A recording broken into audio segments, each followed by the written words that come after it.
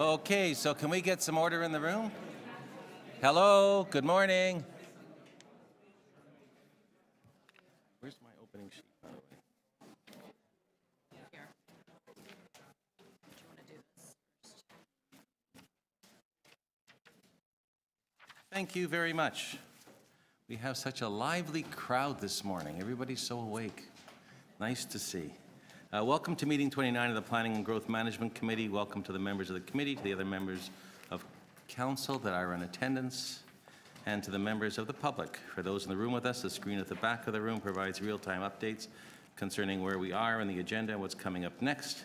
You can follow the agenda and debate on your computer, tablet, or smartphone at www.toronto.ca/council.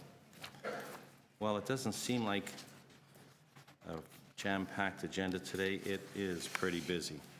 So let us go through the items that are here. And I think we're just going to start because the first item. Declarations of interest. Oh, declarations of interest. Are there any? Seeing none. Confirmation of minutes. Moved by Councillor Perks. All in favor? Opposed? That's carried. We have some communications here, and then the items that are on the agenda. The first one, strategy for minimizing the negative impacts of residential infill construction. We have some speakers and a staff presentation. Bill 139, if I can get my colleagues' attention.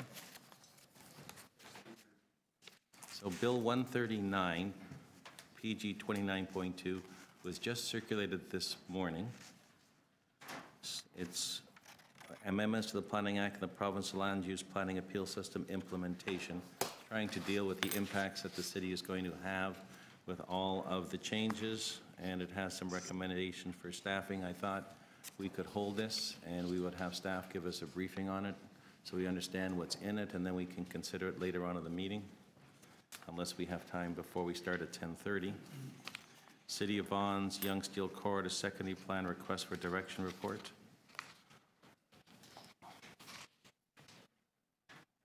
Are there any questions? Are there any speakers on that? If not, we'll just move the staff recommendations. All in favor? And, pardon me? You're removing it? Yes, I'll move it.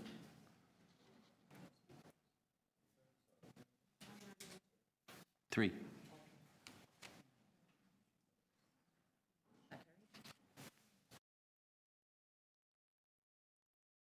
Sorry. All in favor? Opposed?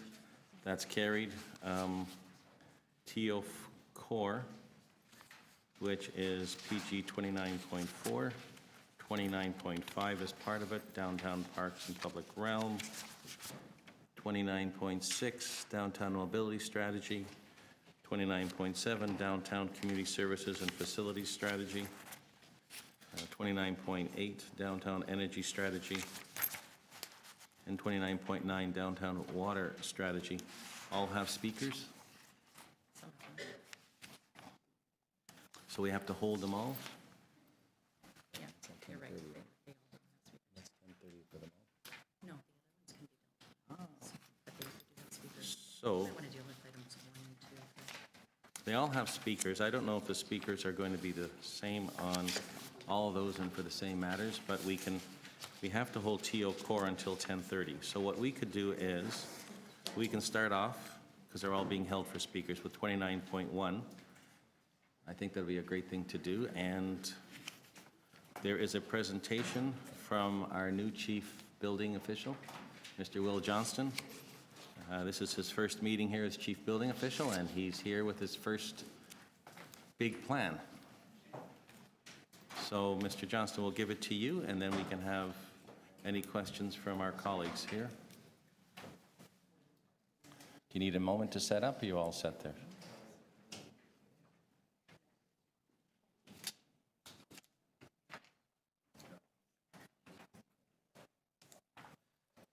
So good morning. Thank you, Mr. Chair and members of committee. So I'm Will Johnston. I'm the Chief Building Official and Executive Director of Toronto Building. So what is in front of you, I'm going to run through a presentation that summarizes the report that's in front of you around our strategy for minimizing the negative impacts of residential infill construction. It's an update based on the direction that Council's already given on this matter. So one thing just before I start, I'll just provide some background. I'll give you an update on the key action items, and I'm going to speak a lot around the infill construction public notice that's there. I'm not sure why that's up. Different input, yeah. That's for the other computer, VGA. I hit it. It was up. Bill, did you want to give the TO Core presentation, and we'll let Greg do yours today? I think he'd go for the switch. Thank you. And I'll speak about the infill construction public notices, which is one of the items you'll need to make a decision on today. One thing, just before I start, what I would like to say is that one of the successes of this whole project is that staff have worked fairly hard, I would say, on trying to come up with a strategy to minimize the negative impacts of infill construction in built neighborhoods. And we've worked very closely with the ratepayers associations or residents associations as well as BUILD. And I think the positive story there is that everyone recognizes there is an issue and there's a strong willingness to come up with a solution to address the issues. So just to start off, what is residential infill? So residential infill is situations where you have a vacant piece of property where someone goes into an established neighborhood and builds a new house. It could be a new house, a duplex, semi, or triplex. It could be a situation where you have an existing home there that's being demolished and a new single-family home, duplex, triplex, or semi is being built. Or it also can be a situation where you have an existing home and they're demolishing most of it and saving about 50% of the walls in order to maintain their existing non-conforming zoning requirements. That also would be an infill project. What we also looked at is that in situations where you have an existing home that's going through fairly extensive renovations, we've included those in this as well. And so we've said if the renovations are more than 100 square meters in total floor area, we would count that as a residential infill project. The reason for that is when you look at that type of renovation, where it's that extensive, the impacts are the same for the neighbors. So just as a reminder, the strategy, how it started just as background, often what the public's faced with is when you have an infill project going into established neighborhood, it can have a lot of negative impacts for the neighborhood, and often the public's left with or faced with a situation where they're not sure where to go for help or if they have concerns about what's being built. The other thing there is that in cases, previously I would say the city was lacking a cooperative framework or a strategy in order to deal with those complaints. And so the whole idea of this strategy is to move more to a proactive approach to dealing with the problem as opposed to a reactive approach. So the strategy is divided up into what I would call three major categories. One is what can the city do to improve complaints and manage those complaints in the city? What can we do as a city and to encourage good construction practices? And what can we do to improve the communication to residents in the neighborhood so they understand what's going on? My personal view there is that if neighbors understand what is being built and what to expect, often that can reduce the anxiety and people have a better sense of what's going on, and it can actually help with things going smoother. So just in those three categories, there were a number of action items that actually supported each one of those strategies. What I can report on today is all of those action items, with the exception of the two that are shown in white, are all underway. And most of those, I would say, are at completion or nearing completion. The two outstanding matters, which we're going to talk about today, are mentioned in the report. One is the public information notice, and that requires a bylaw, and that is in front of you today to make a decision. The second is around dust control, and that will be coming back through MLS, I think in July, I think it was. It's coming forward.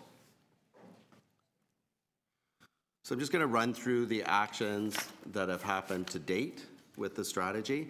So one of the key components to this was us setting up a dedicated enforcement unit, and the dedicated enforcement unit was set up to work citywide. It's established in North York, and it's to provide support to all of the districts across the city in order to implement this strategy.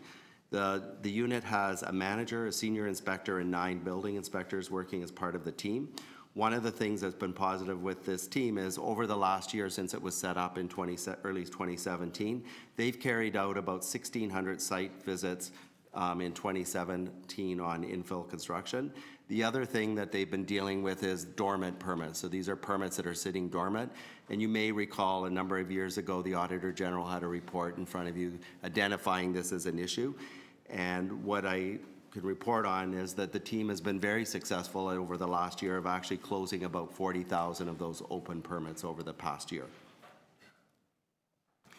Another component of this strategy was, as you're probably aware of, is in the city, it's not just Toronto Building that's dealing with residential infill sites. So there's a number of divisions across the city are dealing with it, which actually adds to the complexity for the public when they're trying to deal with sites or have concerns with them. So what we did is we set up in Toronto Building an interdivisional working group. The purpose of that working group was to come together to address this problem and come up with strategies to deal with the issue. Over the past year, the working group has really concentrated more on setting up roles and responsibility of each of the divisions with respect to managing complaints and also setting out timeframes as to responding to complaints. One of the key pieces they did do back in late summer of 2017 is they went out and did a targeted enforcement in wards of the city where there was high concentration of infill activity. That purpose was to establish a benchmark so we could get a sense as to what are the issues so that we could later come back and measure what is the effectiveness of the program. The other advantage of that targeted enforcement program was also in order for us to determine where are the problem areas in infill construction, and I believe that over time those could change. And one of the recommendations in the report is that we get direction to do this once a year so that we're constantly measuring how effective is the program, and secondly, are the issues changing so we know what areas to focus in as far as the strategy goes. So improving communication to the residents, a number of key things happened there. The first is that Toronto Building worked with the other divisions in the city that have an interest in infill construction, along with Build and the residents associations. And what I can say is that they were very successful in producing a good neighbor guide. That guide actually is a very comprehensive guide that speaks to all of the issues that can come up during the construction of an infill project. It speaks to what the rules are, what the expectation is for the city, as well as what the consequence of non-compliance is.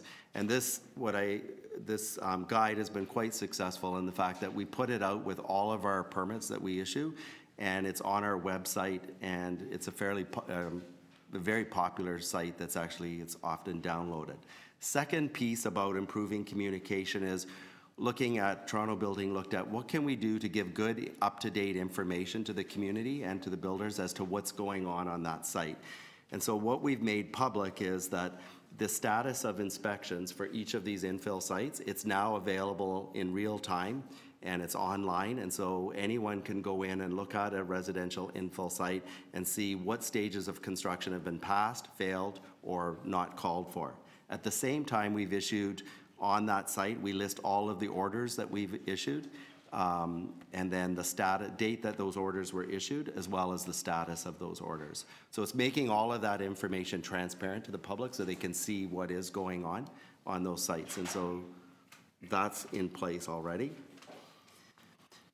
Furthermore, for encouraging good construction practices, what we did is put our building inspectors through fairly extensive zoning training. And so if you think about the role of a building inspector, traditionally building inspectors are quite knowledgeable on the requirements of the building code, which speak to the life safety requirements of the code. If you think of what goes on in a residential infill site, most of you, probably your complaints are very seldom someone complaining about the fact that somebody only put 2 2x10 beams in the place as opposed to 3. The issues always tend to be around the nuisance issues that it's causing, as well as things like how high, it's too big, it's not built in accordance with the approved plans, or it's located in the wrong spot on the property. So building inspectors, traditionally very knowledgeable on the code requirements. The knowledge on the zoning was a bit hit and miss. And so what we did is we put all of our inspectors through an intensive training program to not to make them experts on zoning, but to bring up their knowledge so that they could better identify key issues in the field as construction's progressing.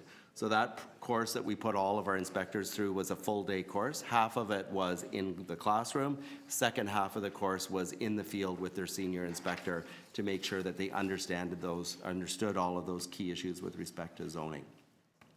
One of the ways that, or probably the primary way that Toronto Building confirms that the building or the home is in accordance with the approved plans and the height and location is correct, is we require an as-built survey from a licensed land surveyor to provide that, that confirmation.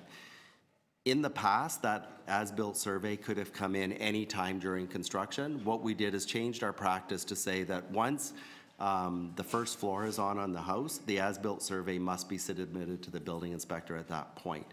The purpose of that is if we know the first floor height is correct and the house is in the right location on the property, then we can have a better sense as to where things will go. And if it isn't, we're not dealing with a fully framed house or fully enclosed house and then identifying the issue that the house is too high, which sometimes has happened in the past. So what we've done there is that the building inspector, when they get their as-built survey, they're meeting with the zoning examiner who actually issued the permit for zoning, who's probably better versed in the requirements of the zoning bylaw, and together they're looking at that as-built survey to make a determination if the house is correct, if it's being built in accordance with the approved plans. The idea there is to increase the inspector's knowledge, also identify these issues much earlier in the construction process so that action can be taken sooner.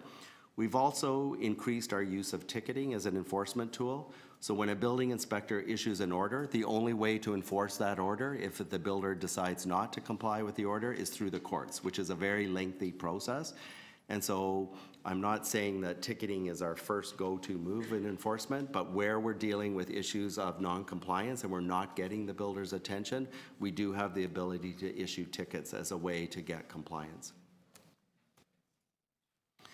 We've also set up what's called an introductory inspection. And so the purpose of this introductory inspection is to educate the permit holders, the owners, the contractors about their responsibilities, and as well as what the city's expectations and their obligations are as the construction progresses. It's a good opportunity to speak about the Good Neighbor Guide to make sure the builder and the owner understand what the expectations are in that regard and how they can be a good neighbor in order to mitigate the issues as the construction proceeds. It also is an opportunity for the building inspector to speak to the property owner and builder about the importance of closing out their permit at the end and calling for that final inspection in order to close the permit, in order to control the amount of open permits that we have. So I'm just going to run through now. This is probably the meat of the report that's in front of you, where we're asking you to make a decision on, is the residential infill construction information notice. So I'm just going to run through the key components of that. So the purpose of this notice is to provide the public with clear, accessible, and useful information in order for them to know what is going on the site, hopefully so that they can resolve issues themselves. It provides key information about who the builder is, what's being built on the site, and it's used also as the gateway into the city system. So when someone's looking at that sign, it also speaks to the site that they can go to see what the inspection status is and what orders have been issued on the property. The whole idea is to foster clarity about the rules and provide better information to the public about what's going on. The intent is not to delay the construction. It's meant to actually improve the communication, and we've done this through the City of Toronto Act as opposed through the Building Code Act.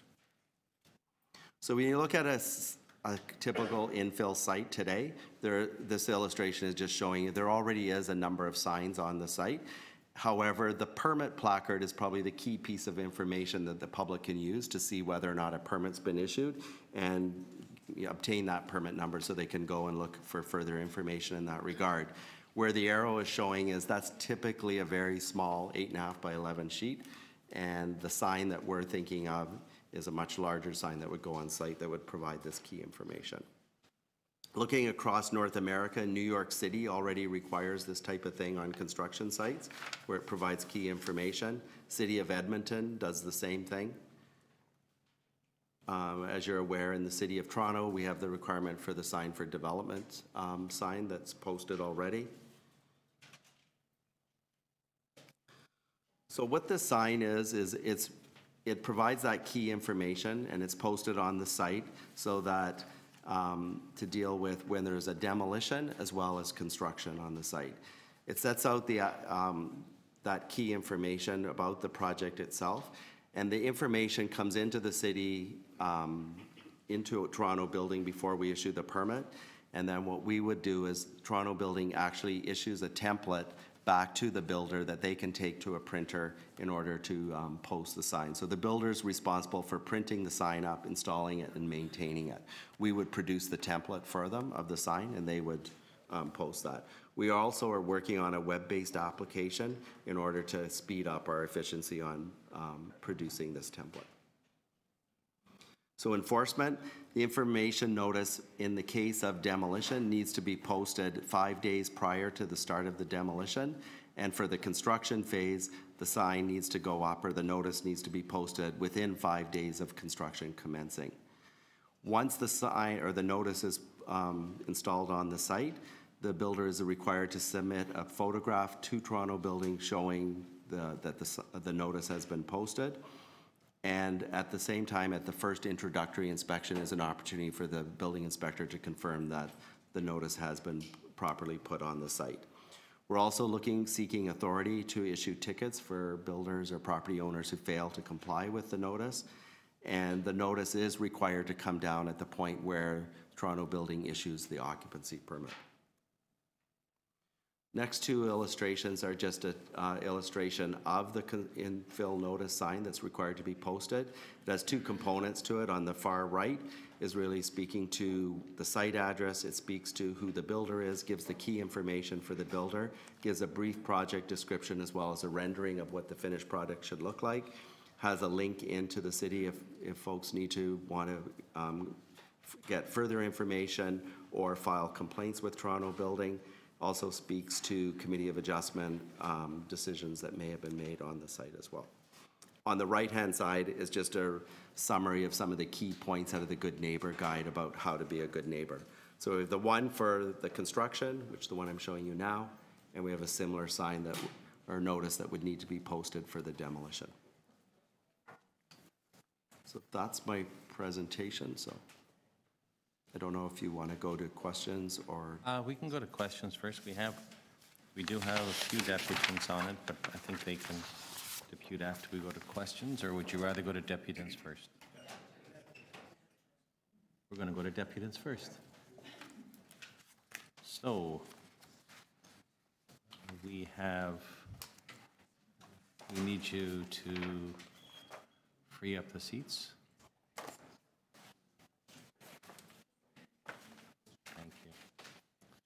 Our first deputant is John Carlos Desilfidis from Build. Where's John Carlos? I saw him downstairs earlier. Please come forward. For those of you that are here for the first time, deputations are 5 minutes. We ask you to stay on the topic that's in front of us. The clock will be running over there. If there's questions, it'll be from us, members of council, when you're finished. Thank you. Did you want to use the overhead? Yes, please.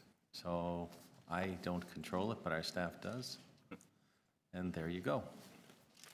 So you have your 5 minutes. Can you tell us both who are here then? Because you've got someone with us, John? Great. Yes, thank you, Mr. Chair and members of the committee and members of the general public. My name is John Carlos Desilfidis, and I'm here today on behalf of the Renovators Council of the Building Industry and Land Development Association. It is a pleasure to have this opportunity to address you today. As you may know, the infill construction and renovation industry has now eclipsed the new home industry in terms of size and economic impact. In fact, we are larger than the auto industry. In the City of Toronto alone, last year the industry generated almost $6 billion in investment value, created over 36,000 jobs, paying about $2.1 billion in wages. We are a significant economic driver of the city and hope to continue to be so. Let me quickly draw your attention to the screen. I know the writing is small, but this is an opportunity to remind the city of our Renomark program. Established by BUILD, recognized in 9 provinces and more than 40 communities, the program identifies professional contractors who have agreed to abide by a renovation-specific code of conduct. Our members at BUILD are the professional renovators and builders who play by the rules, carry the necessary licenses and insurance coverage, offer written contracts and warranties, and don't run away at the first sign of an inspector. That is why we have been an active and engaged partner with the city on the strategy for minimizing the negative impacts of residential infill construction. We recognize that there have been some challenges in our communities, and although we go to great lengths to talk to neighbors, to introduce ourselves, to explain to them the upcoming renovation project, we do know that residents don't always appreciate the process of what will end up being, pardon the pun, a great addition to their neighborhood. The update report you have before you addresses ways that Renomark renovators and the city can continue to work together, and we have been proud to work with staff on many of the items reported. The city has made great progress since the last time I was here in 2016, speaking to the initial report, and we appreciate the proactive approach that has been taken.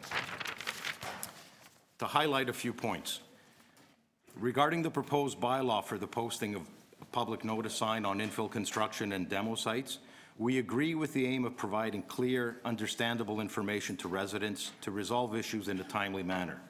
Although there are many signs that we are mandated by other authorities to post, we share the city's desire for improved communication to residents, and we embrace the proposed notification sign.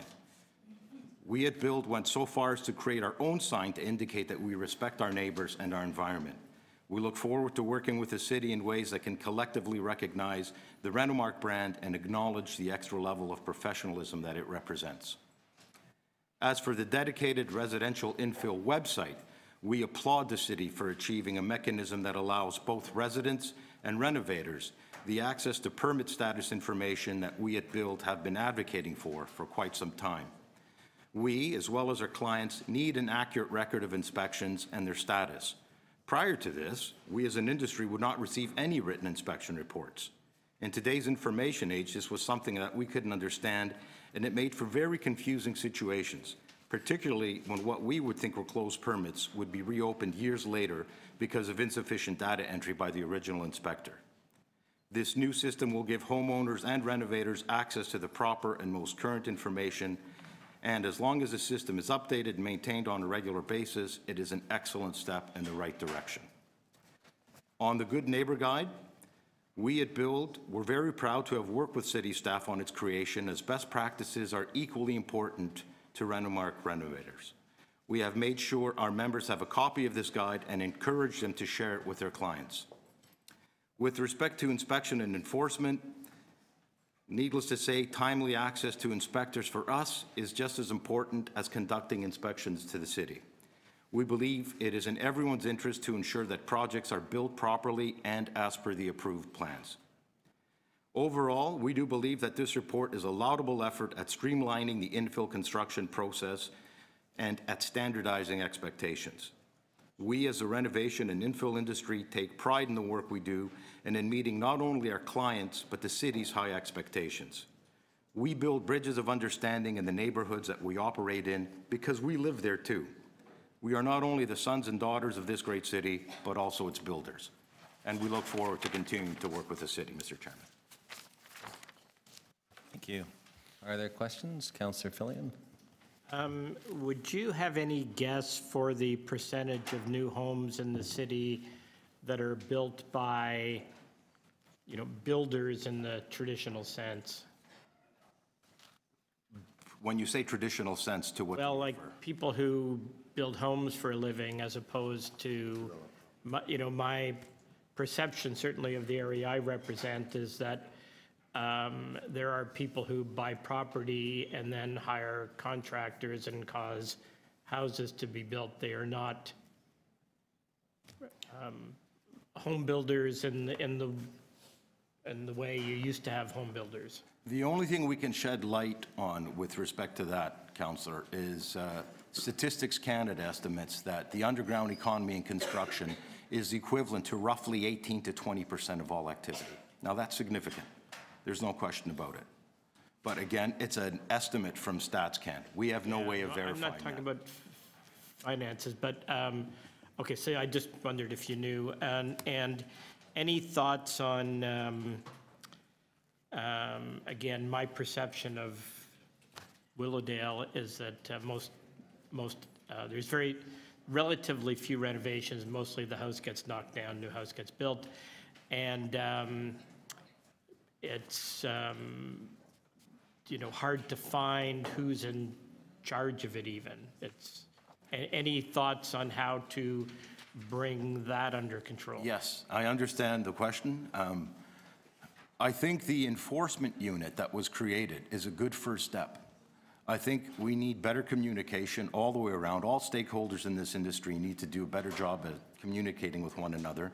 But to that end, Councillor, one of the frustrations we face as an industry is the inordinate amount of time it takes to get permits or get committee of adjustments hearings.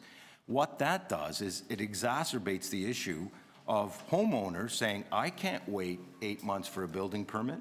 I'm expecting an addition to my family. I need this house done.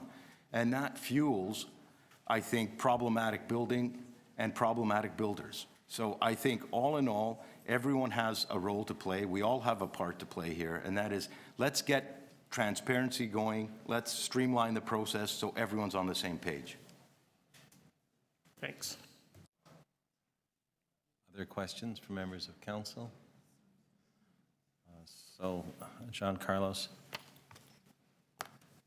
how are you assuring that when occupancy takes place with the contractors that work through you, that the building permit's been closed? Because this requires a sign to be posted until the permit's closed. And I'm aware of situations, and similar to what my colleague has said, where people might move into houses and live there for quite a length of time and there's still open permits on them.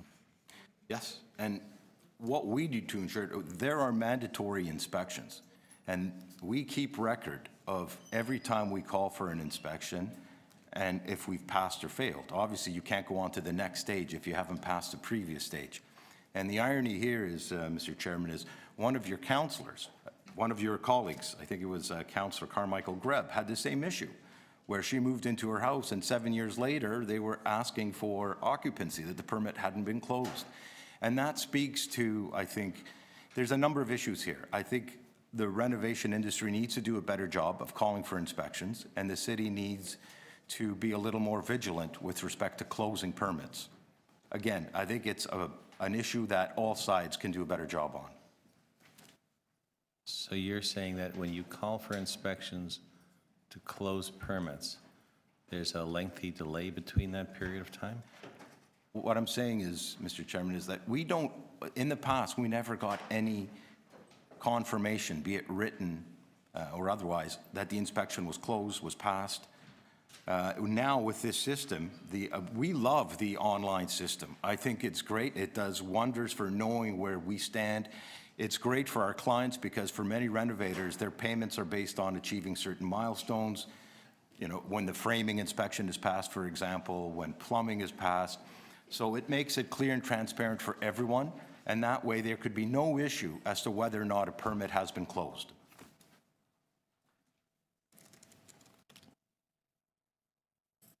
Sorry, my question was, do you have examples or know of where you've asked for final inspections and there's been a lengthy delay in getting someone out for final inspections? And I ask that in all due respect because I constantly hear the words complaints, that we're slow.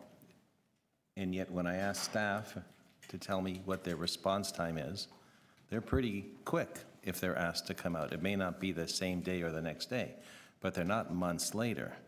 No. The issue of closing a permit and the ability to close a permit, I think, is a very important issue. So are you aware of particular instances when there has been lengthy delays in getting someone out? Not all, everything's online. We'll all know, we know that. In terms of getting someone out, no. Usually it's within 48 hours. We have an inspector. I think the problem lies when that inspector hasn't made the necessary and sufficient notes to close the file. In terms of actually getting an inspection, that's not the issue. I think generally the city's pretty responsive, and 48 hours later, we have our final inspection. Okay. And the second point that you were making earlier was about the lengthy time that it takes to get building permits through the Committee of Adjustment, which really isn't here in front of us.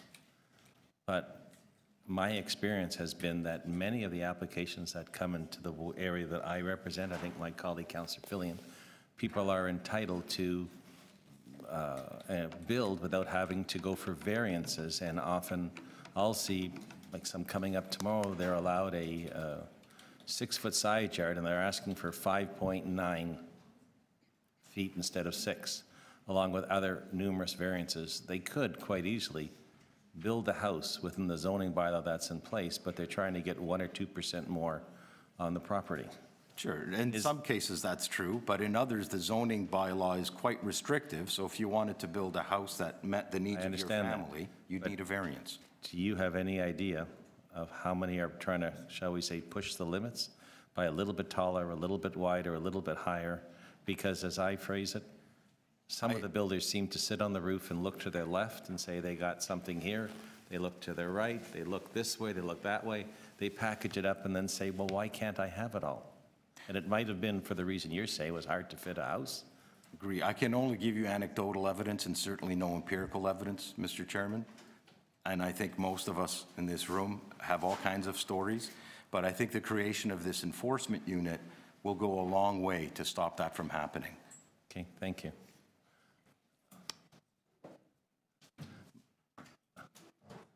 Councillor Robinson, did you want to ask a question? Okay, so with the committee's permission, Councillor Robinson, as a visiting member, would like to ask a question. All in favor, opposed, carried? Thank you. Well, because you just went right to Councillor Fillion, and I think it was very fast. You were a quick draw. Pardon? I wanted to ask you about, well, I mean, I get complaints about many things. A lot of this report is, I think, a result of my residents' input. But what I wanted to ask you about, you know, one of the main things is builders not building to what the site plans really articulate. But the other thing, kind of the more common things on a day-to-day basis, is the trees not being properly protected. Signs, like a billboard of signs, like on one site currently, there's about 14 different signs. And it just makes a beautiful neighborhood like a commercial enterprise. Everybody, no matter what they're doing on that property, has a sign. And then also a couple emails in the last 2 weeks about just the impact on the street, either the sidewalk or the street, and holes being left there. And I know there's a process for that, but you know, when residents see that, they're frustrated. And then lastly, something that bothers me the most is trucks on sidewalks. And then pedestrians have to go around the trucks and walk onto the street.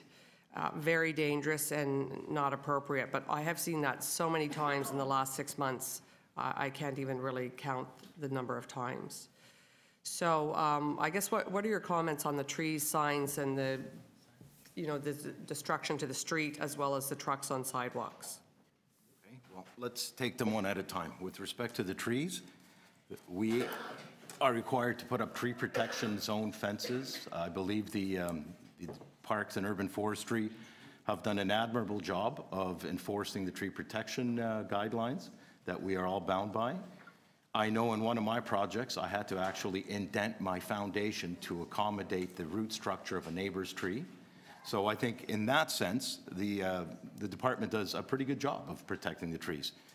Now, do some tree protection zone fences get knocked over? Yes, but it's my understanding that there have been additional members of compliance and enforcement hired by Parks and Urban Forestry to make sure that we're all in compliance with tree protections. So that's what I would have to say with respect to tree protection. With respect to signs, we have to post every permit that we obtain from the city, be it HVAC, plumbing, building, demolition. There's 4 signs right there. Then the Ministry of Labor asks us to post certain signs. So yes, it could look like a checkerboard of signs, but that's legally mandated. Now, with respect to advertising of sub-trades, Well, that's what I'm Right. referencing, is actually promotional in nature, signs that are promotional in nature, not permits. right, I believe there are sign bylaws in the city that could govern that kind of thing. But I don't find that it's certainly in the sites I'm familiar with, Councillor, I don't find it's a big problem, because most of the lots in Toronto are pretty small, they're pretty tight. If you have a 30-foot lot, you're lucky. So Well, there's- not in my ward, but Right. yes. You know, so there's not a lot of room for that. And yes, nobody likes to see pickup trucks on sidewalks. That's the bane of our existence as well. It's a nuisance, it's a problem. The last thing we want to do is give neighbors a reason to be upset. And that is upsetting, particularly when you're talking about, you know, someone with a stroller trying to get through or someone on a wheelchair trying to get through. We understand that. The only thing I would ask in that regard is that the city provide some kind of parking concession to legitimate contractors. So that's not the be-all and end-all, but that could go a little bit of a way in terms of solving what the parking issues are on the street. To us, it's a little ridiculous that we can't park on streets till 10 o'clock in the morning. Because if your contractor said, oh, I can't come to your job site till 10 o'clock in the morning, I don't think you'd be happy. So the only thing we're asking in that regard is, let's all work together, you know, issue these permits to licensed and legitimate contractors and renovators. And then that would go a long way. Okay, if you could relay some of those concerns, and I'd be happy to speak to you about other concerns that I get literally this morning, I've got 2 emails. I'd there a love, question here, I'd appreciate that. Thank you. Seeing no other questions, thank you, John Carlos, for Thank you, coming. Mr. Chairman. We have Carolyn Johnson. Sorry. Why don't you both come up, because you're friends? We'll let one speak, then the other, and then we can deliberate this. No problem with that. Where's Kathy? Kathy, please come forward, and then Carolyn, you may as well come up as well, because I think you're both trying to address us in similar areas, and we're here to listen to you. So Kathy, please, you can start. Yeah, so Mr. Chairman, members of the committee, I'm pleased to be here to represent the Federation of North Toronto Residents Association. I'm a co-chair. Our members, Jay's residents are part of FONTRA. Certainly have had many issues over the years about infill construction projects, and we've been extremely pleased with Will Johnson's initiatives in this area, and have been part of the discussions that resulted in the Good Neighbors booklet, and most recently about the proposed sign. And we agree with Bill that the process has been extremely helpful, and we'll see how it unfolds over the years. We look forward to the wider implementation of ticketing, because we think this is a really effective way to deal quickly with problems. We do have a couple of kind of outstanding issues that relate to this area. One about the use of waivers for zoning reviews that seem to create lots of problems at the Committee of Adjustment. And we need some more clarification around encroaching on neighbors' properties for new build construction. I think there are regulations about maintenance of existing buildings, but this appears to be an issue for some of our members. That's all I wanted to say. Thank you. Are there any questions of this deputant? Yes. Thank you very much for being here today. I know you do a great job leading the charge with FONTRA. I guess you're representing mostly ratepayers associations in Midtown, Toronto, and Bit North. Yes. The north part, Yes. which all of mine, I think, are part and parcel of, and very proud members. And, you know, this type of construction can be very disruptive for a local community. Yes. Is there anything outside of what you've seen in the report and some of the items that have been really put into action already, which is terrific? Is there anything outside of this that you would like to comment or think we need to work on? I know dust suppression is coming in Yes. the end of this term, but anything else that you'd like us to look at? Well, certainly from my experience on my street, which is 1 block long and has 20-foot lots and a huge amount of renovation activity and parking permits on the street, that the issue of where do contractors park and probably could be better, needs to be more looked at. So parking, which we heard from the previous Yes. deputant as well, okay. So is that really, would you say that's the one outstanding piece outside of the dust? I think that's a major one. Yeah, okay, thank you. Thank you. Any other questions? Not seeing any. And Carolyn, you wanted to address this as well? Yes, thank you, Mr. Chairman and members of the committee. I represent an area completely different from Fontra's. Would you be good enough to put that on the overhead for me, Kathy? Thank you. Where I live downtown, where our infill is a completely different kind of scale from what this whole report addresses. And I'm not sure that the building official has really thought about the impact of high-rise infill. This is on King Street in the Theatre District, and that's a residential infill. It's massive. It's been done very tastefully. I think it's an excellent example of what can be done nicely.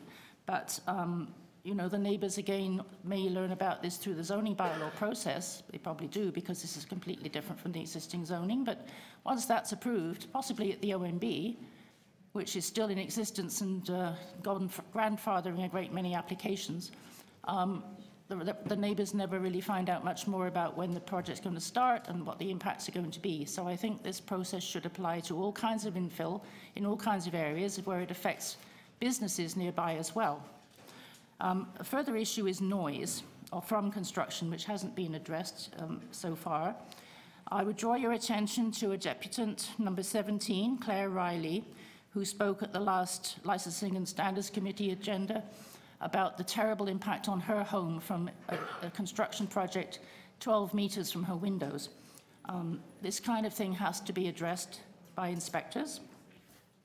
Also, residential infill is happening in industrial districts, and the impact on the residents from things like railway yards, maintenance yards, highways is also an issue. And the actual building standards, I think, have to be modified to make sure that they have things like double glazing and extra installation to help them live in their homes once they're finished. I think that's the summary of my comments here. Oh, the other thing is that this project shouldn't happen in isolation from other initiatives in the city. The proposed changes to the noise bylaw are extremely concerning to everybody in the public, and especially the potential removal of the general prohibition on annoying anybody within earshot by making a noise of any sort. So that's very key, because that helps to protect residents from the impacts of infill development of any nature. Thank you. Thank you. Sorry, are there questions of the deputant? Can I get you just, your last comment was in regards to noise. Yeah, the noise bylaw amendment process, which is a parallel stream under MLS, which has been going on for years and years and is due to wrap up in 2019 after they have another round of public consultation, I believe. Right. So you have concerns about that, but that's not... It's not before you, but I want city staff to pay attention to what's going on in other silos, okay? I think that was it not the question of your deputation, because even the major projects you show us don't fall under these infill guidelines, but I don't know if they do or not, but all the examples in the report are low-rise you're just looking for us in the future to try and consider these issues on how it's affecting you in your area of the city and other areas where there's major development processes. Right, and we have the mud, the dust, you know, the trucks as well. Thank you. Thank you very much for coming. Question, the deputant? Councillor Davis.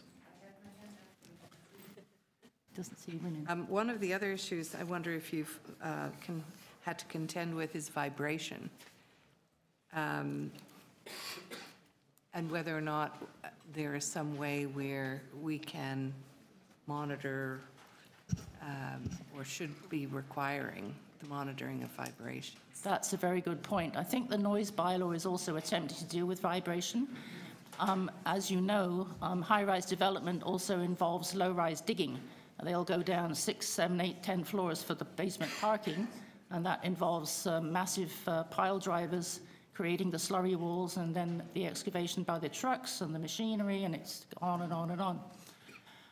In terms of vibration, it can be monitored. I live next to the site where the former York Young Bay Gardner ramp was demolished starting last spring.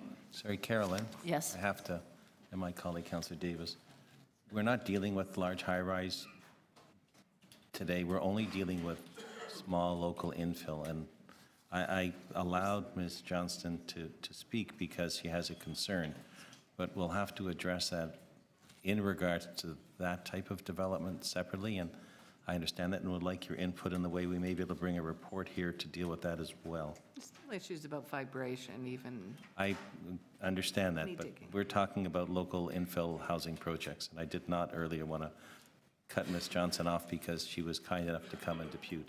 Thank you, So Mr. Chairman. If there's any particular questions you have towards what's in front of us, Councillor Davis, that would be great. If it's the other one, I think Ms. Johnson's made a good note of something we should look at further. With respect, Mr. Chairman, the report doesn't say low-rise. It just says infill residential. So I appreciate that. We didn't understand that it was only dealing with low-rise. And I don't always understand what we're doing here either, so. So that's why I'm more than happy to let you speak. But thank you very much for coming. No other questions? So then we have questions of staff.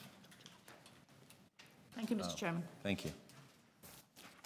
Councillor Robinson, did you have questions of staff before I come to members of committee? Sorry. Oh, staff, sorry. Staff. Okay. Noise vibration bylaw? This has been a long time coming, and happy to see it. I wanted to ask you a few questions around the kind of beating down the silo. So I'm asking questions, but Councillor Shiner, sorry, I haven't, okay. Staff were interacting with councillors, so I wasn't able. By all means, I'll start your time again, and Okay. Mr. Johnson, if you can give your full attention to my colleague.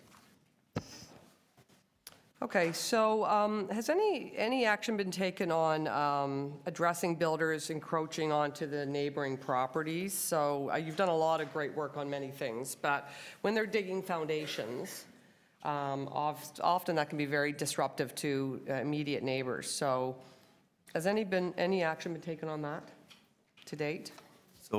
So through the chair, with respect to that issue, the building code does speak to the safety issues around that. And so depending on the depth of the excavation in relationship to the foundation of the home adjacent to it, that could dictate whether or not shoring would need to be in place. So that's one requirement that would be invoked. There's no, other than that, there's no other mechanism for Toronto Building to require shoring. However, in situations which do come up where builders are excavating and they're damaging neighboring property, it's something the building inspector would speak to the builder about. But that Okay. issue does come up. Okay, great, time to thank time. you. And then just, you heard me, or maybe you didn't hear me speak to the deputant about sidewalks and roadways being, so sidewalks, trucks parking on them all the time. I see it, witness it daily. And then roadways being damaged by the developers and residents seeing that and feeling frustrated that a commercial enterprise is, damaging the roadways. So what do you have in place for that? So through the chair, I believe with the strategy, there's a number of mechanisms or action items with the strategy that can assist with that. One is at the introductory inspection, making sure the builder and hopefully the property owner are aware of what those requirements are in order to get ahead of the issue happening. I think in the fact that we've put our inspectors through training as far as infill projects, and that part of that training is understanding all of the interdivisional issues. And so building inspectors are more aware of what those interdivisional issues, so they can hopefully identify those sooner, is another mechanism that can help with that issue. Okay, and then again, the signage, again, kind of builders and their various suppliers using the front of a property as a, you know, with all these signs, like literally, I've seen 14 signs. So what is the city doing about that when they're promotional in nature? So through the chair, the sign bylaw does allow signage on a construction site for the trades. So generally speaking, each trade is allowed one sign up to 5 square meters in area on that fence or on the site. Okay, so maybe that's something we can talk about down the road. Do I have any time left? I do. Ooh, that's great. How have you felt this process of kind of beating down the silo effect and working really in an interdivisional way? How is that? What are the results of that so far? Through the chair, I would say that it has been successful. So we've established the interdivisional group where all of the divisions are coming together. A lot of the work in that interdivisional group is actually to raise awareness with everyone around what each other's issues are, so that hopefully issues can be addressed sooner. Part of the exercise going with the interdivisional group was actually developing a strategy in order to manage those interdivisional complaints so we can manage them more effectively. Through that group, they've established roles and responsibilities and time frames to responding to those issues. And as I was indicating earlier is in my presentation, is the next phase of that interdivisional group is actually to focus more on that issue in order so that we can be more effective to responding to those interdivisional complaints. I'd also just one other point on that is back in the summer of 2017, we did the targeted enforcement program where we visited about 617 sites across the city. And that was an interdivisional group of inspectors that went to each of the sites. And one of the benefits of that exercise is each one of the inspectors became aware of what the other inspector in other divisions' issues are. So it helps to raise that awareness, so hopefully issues can be addressed sooner. Okay, and my last question, that's great answer, thank you. Fines and penalties, you talked a little bit about them in your presentation, but can you just elaborate on that? Because residents, of course, want to understand that.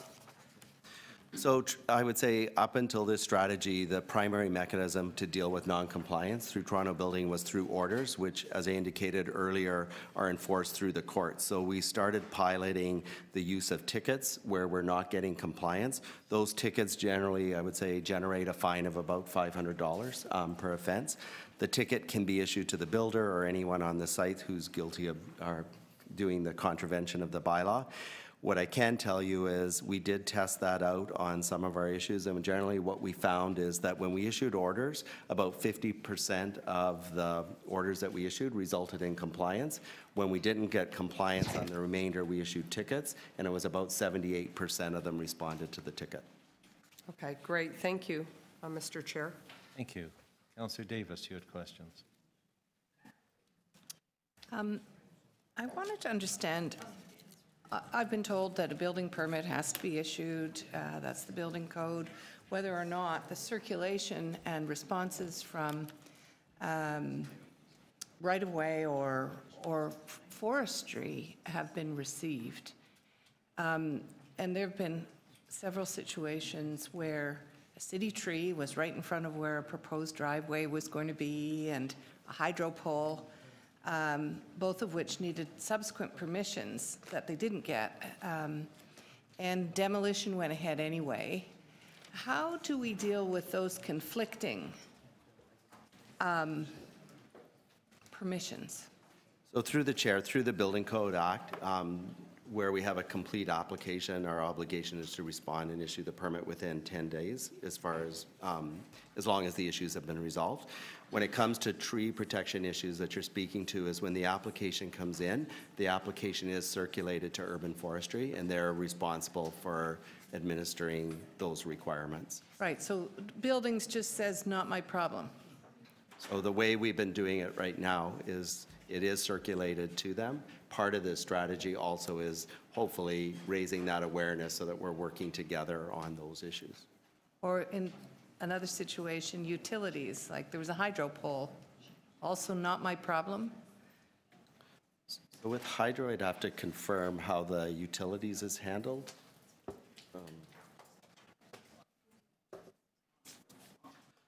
So with respect to the permit, it's not part of applicable law, so it wouldn't be something we would be issuing or Right. looking at when we're issuing the permit. Okay, and, all right, so I guess there's just no solution to these conflicting, these potential conflicts, and an applicant just needs to know that these things aren't givens. Somebody needs to tell them that. Do you tell them that? Through the chair, applicants are aware of the forestry requirements when they're applying for permits, and so the application, they're required to get clearance from forestry as well as transportation. So that's left to them to do. I think one advantage, though, with the strategy, if I can speak to a solution to it, is we have set up the interdivisional group, and this is something the interdivisional group could look at to see if there's some opportunities to improve the way that is handled, to hopefully get ahead of those issues more Okay. proactively as opposed to reacting to it later. There have been other issues that have emerged around excavation, stormwater issues. Is there a circulation that goes to Toronto Water or some other public works that can comment on those issues before building permits issued? Through the chair, when it Changing comes... grades in the backyard that results in water going into someone else's backyard, that kind of thing. Through the chair, normally with grading, how that's handled is there is a grading consultant. We require confirmation from the grading consultant at the end to verify that the grades aren't having an adverse effect on the neighboring properties. And I would say generally speaking, that works okay. There are unique circumstances where we may have issues with a property and with that grading certificate. And in those cases, we would engage with Toronto Water or Engineering and Construction Services for help in reviewing that specific file. I did want to go back to this issue of vibration and noise. So there is a municipal code provision that relates to construction management. Is that true? Through the chair, with respect to infill, no. I believe the deputant was speaking about our vibration control requirements. Those apply to the larger construction sites. They don't apply to infill sites as defined in this project. So an infill site as defined by this project is the demolition of an existing single-family home replaced with another single-family home, semi or triplex. Okay, so noise and vibration issues do not come into effect? Through the chair, noise control is something that is administered through municipal licensing and standards, and there are requirements around noise and the level of noise that can be generated in the hours of that. In our presentation, we spoke about the construction site notice, and it actually speaks and reconfirms what those requirements are. Where does vibration fit into it? Councillor Davis, your time Finish. is up. Where does vibration fit in? Through the chair, vibration is not a requirement with respect to these smaller sites. What does it apply to? The larger construction projects. So your towers, that type of thing. And that's our choice? Councillor Davis, you're more than welcome to talk Thank you. online with the staff as well. Offline, sorry. Councillor Campbell, you had questions, and Councillor... Thank you, Mr. Chair. Through you to Mr. Johnson. In regard to the pre-construction meeting, Mr. Johnson, I'm over here. Hello. In regard to the pre-construction meeting, I had is there a follow-up? Is there anything in writing as a follow-up to that meeting that's required? I'll briefly explain a situation I had. I had a situation where a street was on septic tanks. The builder owner wanted to put in a sewer 35 meters. They met on the site. They agreed it needed to go another 6 meters. There was nothing in writing, and the construction went ahead without the approval of the owner. And nothing was ever sent back to the owner about the extra 6 meters, and he was expected to incur the cost. Now, subsequent to that, I think it's worked out, but I know that the whole purpose of the pre-construction meeting was to avoid situations like that. And so is anything in writing, is there a formal process for advising the owner of changes or what was discussed at those meetings? Through the chair, there's not a formal process as far as sort of confirming in writing what was discussed at that meeting. What inspectors have, one of the tools they use, they have a guide as to what issues they should be speaking to at the introductory inspection. Okay, so different topic. Are we powerless to do anything about construction sites that sit dormant for long periods of time? Through the chair, that is a very difficult and I would say challenging situation to deal with. The unfortunate part there is that the Building Code Act sets out the requirements around permitting and construction and when a permit expires. So just to summarize it, when a permit's issued, the builder has 6 months to actually initiate that construction. Once they start the construction, if they stop the work for more than a year, the permit lapses. And then what does that mean? And so what that means is the chief building official has the authority to revoke or suspend the permit. One of the challenges around that is then you end up in a situation where you have a house partially constructed and now you have to have that house removed. The strategy we use to deal with that is try and work with the builder to order to help them along so that they can start addressing the issues and keep the construction moving. We try and prioritize the issues, and typically I would say in most neighborhoods where there is a stalled construction, it tends to be because the property owners is due to financial issues. And so what we try to do is work with them at enclosing the outer skin of the building so that you start mitigating the impacts on neighbors. So I guess if they're in financial distress, assigning penalties would be sort of counterproductive. That's correct. Right. And that's where the challenge is with that. So in regard to these, the sign, the residential infill and notice signs, I think they're great. When does that start? When does that program start? Through the chair, the bylaw is recommending that, or through the bylaw, it would take effect as of September 1st. As of September 1st. Any consideration to actually having a contact name for the builder as opposed to the company name? Through the chair, what the sign requires is the name of the builder and a contact phone number for the builder, but not their name. A company name and a company phone number, but I mean, you know, the actual contractor, an individual.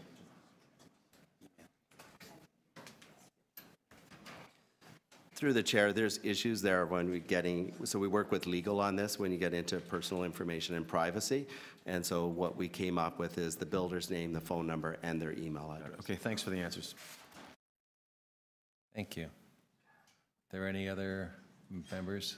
Councillor Fillion, question. On the coordination between departments, I know it's always sort of elusive, but for inspection, if your inspectors are out there and see violations that need to be addressed by other departments, what is the process for not just alerting them, but making sure they're followed up on, or is there none of the latter, or none of the former?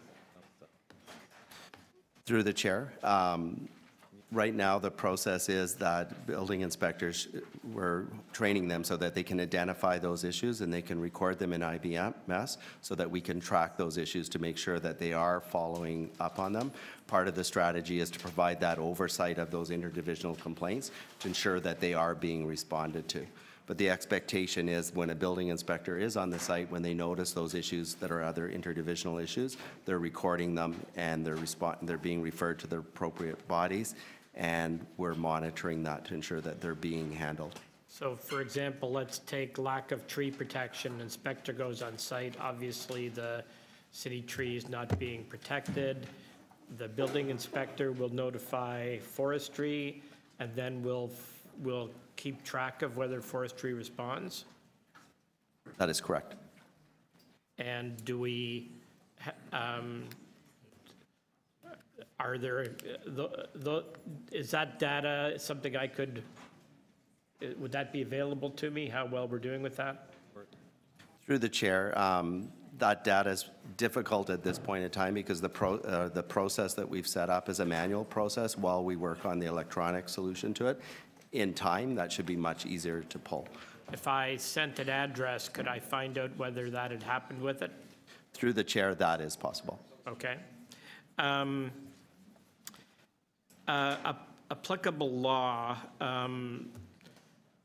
is there a way that you could think of to make the requirements of other departments applicable law so that you don't, for example, have a builder coming into the building department demanding their building permit when they have not met the requirements of some of the other departments, such as paying fees to the transportation department? I know you're required to issue a building permit if something isn't applicable law, and those things aren't applicable law. Is there a way to fix that problem?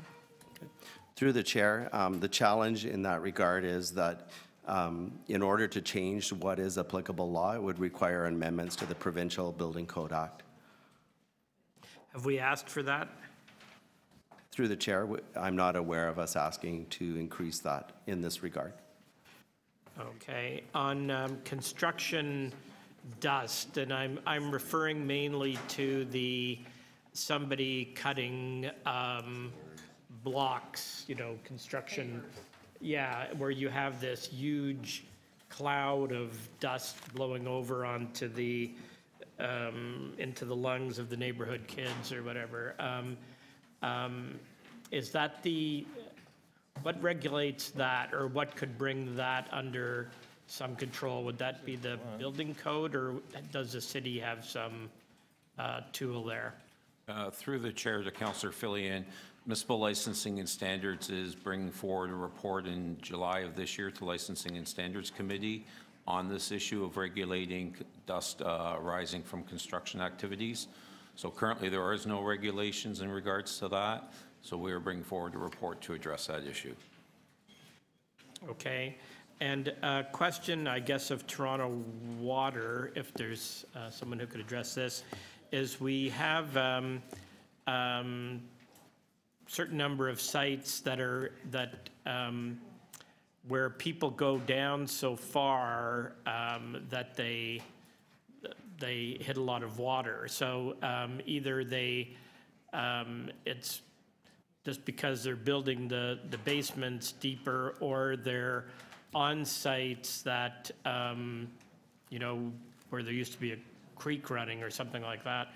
So we have instances where you have sump pumps literally going 24/7 all year, and then feeding out onto out past the lawn, over the sidewalks, and in winter you have those areas freezing up. How could we or should we be regulating that?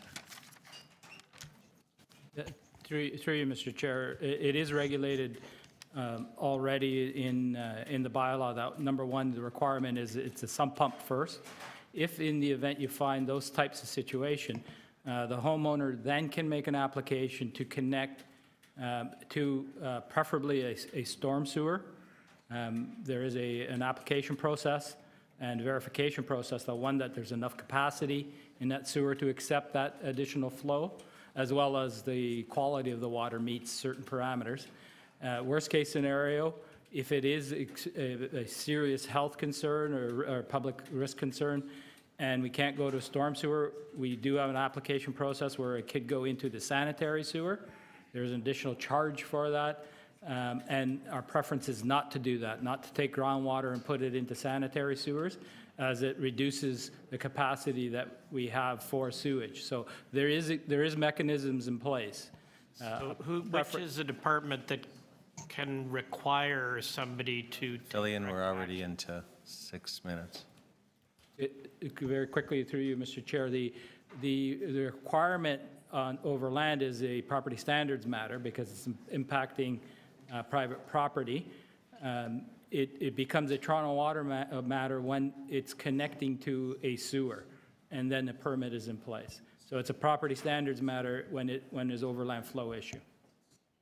If I can just add to that, Councillor, there has been an interdivisional working group of various staff from Toronto Water, City Planning, MLS, Engineering Construction Services, looking at some of the issues around stormwater management and discharges, and we'll be reporting through to committee in 2019 on some recommendations and findings in regards to those issues. So there is more work to be done on that matter, because we do recognize that is a concern and an issue on the discharge of sump pumps and other stormwater management issues. Okay, maybe we can talk offline. Are you satisfied, Councillor Fillion, or do you need a second Oh, round? that's good, thank you. Okay. So briefly, Mr. Johnston, I had been looking earlier for some response to closing of permits. And the reason I ask that is I'm concerned that there are homes that might be renovated and they might be private renovations, or some person buys a house and hires contractors. Then they purport to live in the house for a year and then flip it. But I find on occasions that the permits aren't closed. And if I'm correct, the lawyers then will be relying on title insurance in some cases to have to deal with it. So how can we be sure that a permit is closed, or if there's outstanding issues, they're being dealt with, and try to be sure that we don't get these flips of homes with outstanding permits on them? Through the chair, part of our strategy dealing with dormant permits is we've developed some strategies around trying to make sure that one is going back, looking at historical permits to make sure they are closed, and we've sort of prioritized them, and that work's underway, and that was part of the 40,000 permits that was closed by the dedicated group. So that's one exercise. The other is part of our strategy is doing what we can to make sure that property owners are aware of the requirements to close their permits up front. So we do that through the introductory inspection. We do that through the permit issuance. We also are in the process of setting something up that once the permit is closed, that an automatic email would go to the property owner to give something to them in writing to confirm that the permit has been closed. Those are the things that we've done, or we're doing as part of the strategy.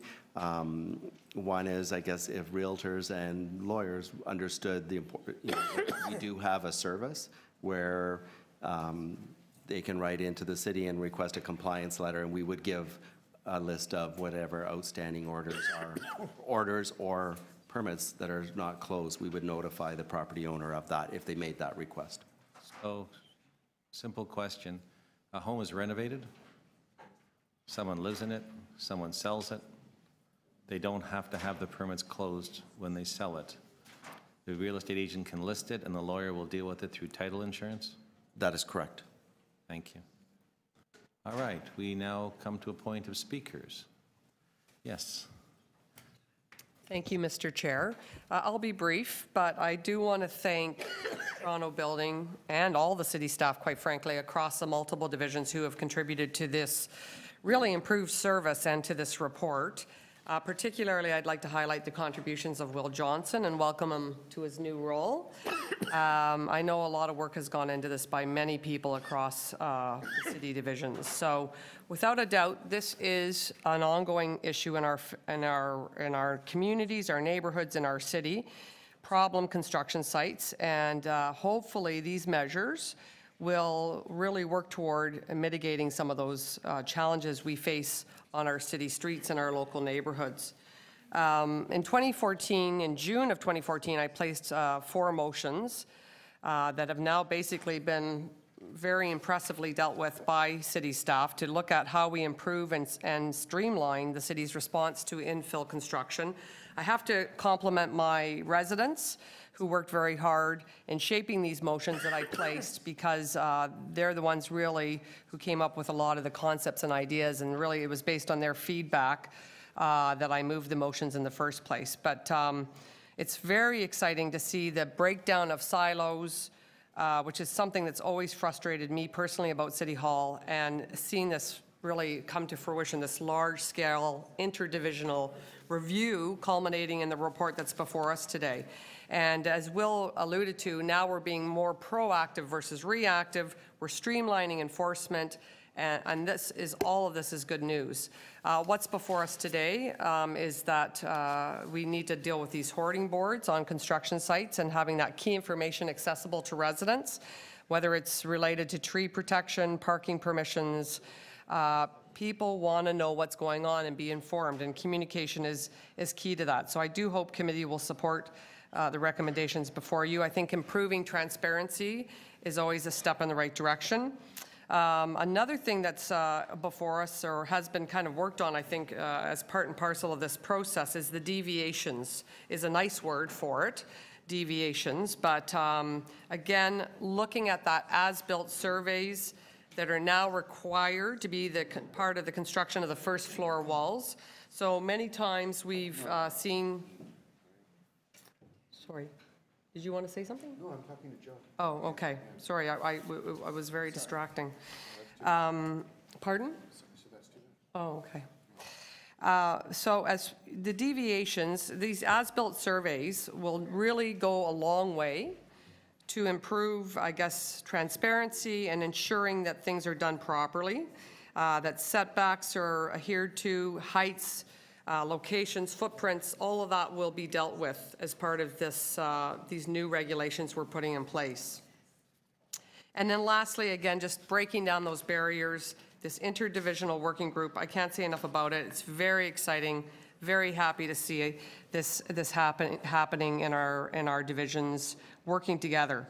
I think there's been a long-standing culture of reluctance to use a heavy hand when dealing with these problem residential construction sites, and I'm happy to see that shift, a shift away from that reluctance and more being, you know, really focusing on being proactive and taking all of this and dealing with it. So I just want to again thank all the people that have been part of this process, streamlining the review process by eliminating duplication.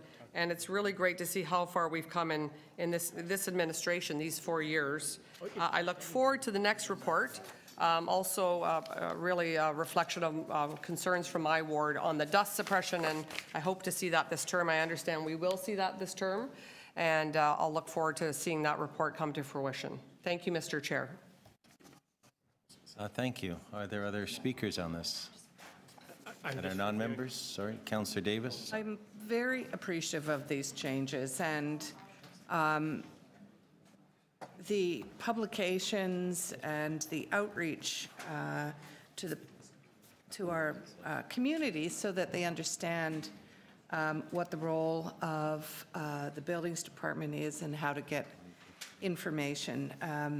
There had been, certainly in my area, a culture of build what you want, come to C of A later to seek permission. And that was extremely frustrating for residents who constantly would call and say, I'm sure the wall of this building is higher than X, or it's longer than Y. And we would have to send out building inspectors specifically again to look at how a certain building was being constructed, and I think there were some issues that have been addressed, and I'm pleased that the builders, at least in our area, are being more compliant. I think that has come from greater vigilance and a more rigorous set of protocols about inspections. So I want to thank you for this work. I do wonder why this does not apply to high-rise infill. I gather there are provisions in the building code that apply more specifically to high-rise buildings. I don't understand that, and so I'm going to come and ask specifically. And we have a noise and vibration complaint just this morning at a site, so I'll specifically be dealing with that, or dealing with that specific situation with the department today.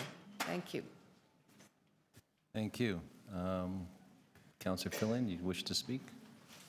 Thank you. I have 3 motions that the General Manager, Transportation Services, and the Chief Building Official and Executive Director, Toronto Building, be requested to report directly to Council on a plan to remove illegally placed signage on construction hoarding and to collect the appropriate fees where the payment of such fees would be required.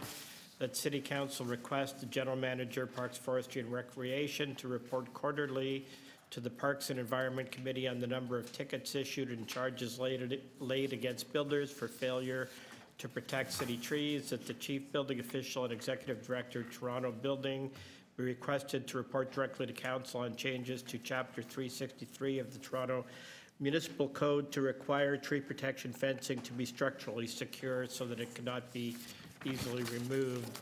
I probably could have made another 10 motions. I guess there are about 5 or 6 wards in the city that just have an insane amount of new home construction. I know certainly Councillor Robinson and Councillor Shiner and myself and a few others. So to give credit where credit is due, I will say that the city's dealing with the completely irresponsible builders has greatly improved over the last year or so. So it went from just incredibly awful to, and denial that there was even a problem, to dealing with the problem to various levels of effectiveness. So certainly the building department, I think, was the first to get on board to recognize that there was a problem, and I thank Mr. Johnson for that and for bringing things under control with, in that regard. But, and there's certainly been improvement by urban forestry, but I could drive around my ward today and I would find multiple city trees that aren't being protected.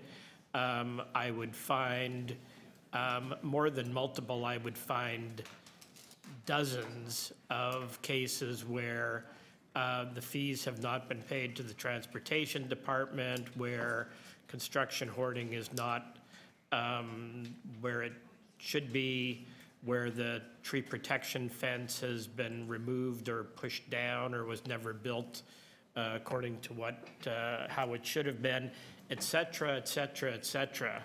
There isn't time in 5 minutes to list all the things that still are not being properly enforced. Again, we're doing much better, but we need to do a lot better than we're doing. And one of the frustrating things is that a lot of the funds for the inspection would be more than covered by the fines and the collection of fees.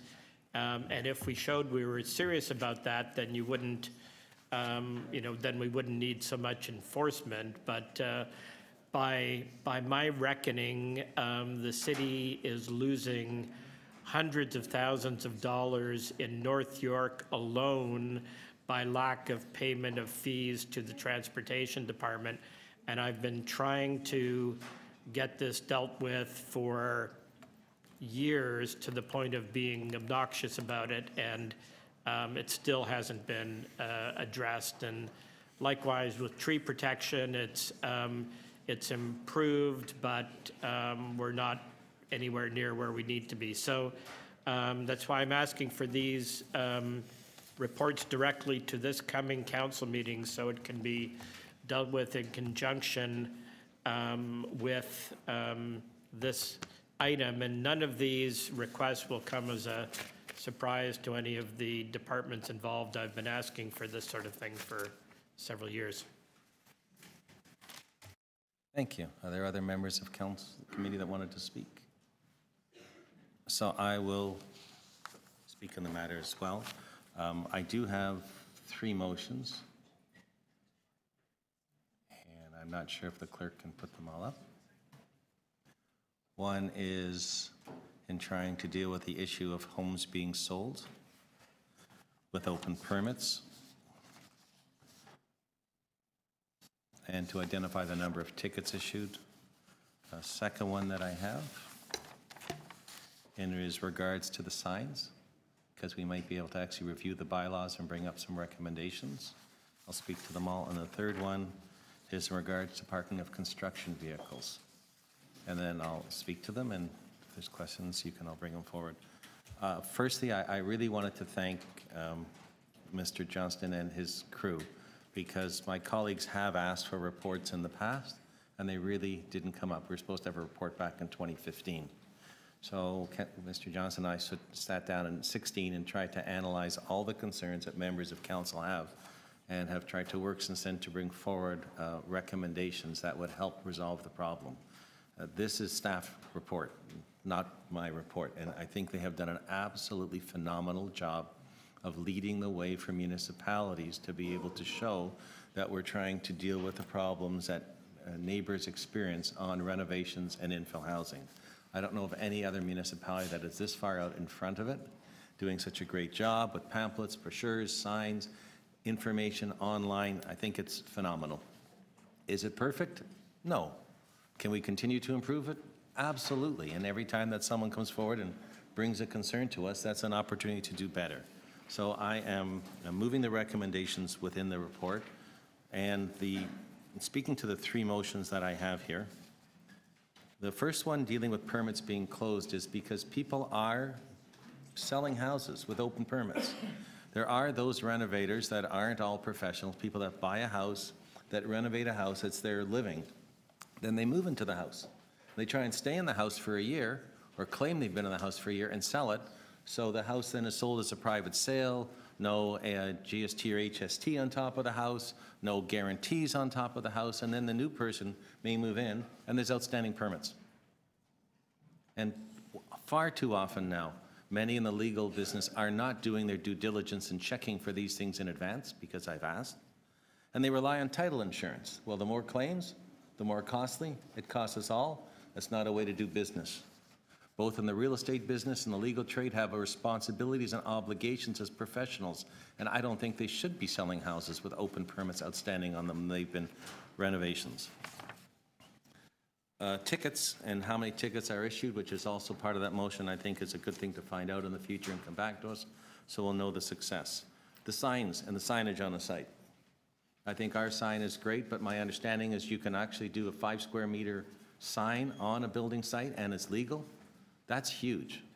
So I think that the question of what the site looks like, not just the fencing and the cleanliness, but the signage on it is something that's important, and staff are reviewing the sign bylaws, so I felt when they come back with those changes here next year, it will be an opportunity to look at what happens on an infill site and bring a little more control to it if council so wishes. And the third part was parking. You have an issue where you may go to areas and trades don't park properly, as I've heard. They're up on sidewalks, they're not parking properly, they leave their trucks everywhere, and there are other ones that want to come and do a home renovation and want to park somewhere.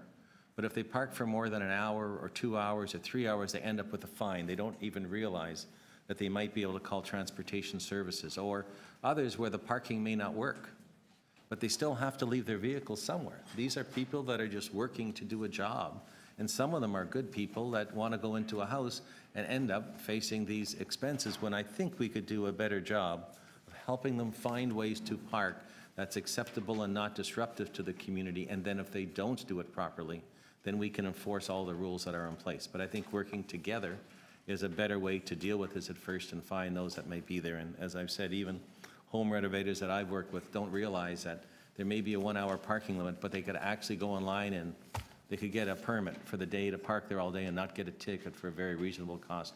Or the homeowner could pay for it if they're coming to do their renovations, and they don't do that, and hence we have problems. So that's the reason for the three motions. But I do think that it is really an excellent report and a great move forward, and an example of what the folks and the staff at the City of Toronto that work for us in building, in planning, in the sign department, in our Committee of Adjustment, and all these people who face great stresses can do in working together and show that we are a leader in this. And I expect that there'll be other municipalities that want to adopt this, and then as members of council and staff, we can continue to ask for changes that continue to make it better. So, questions of myself?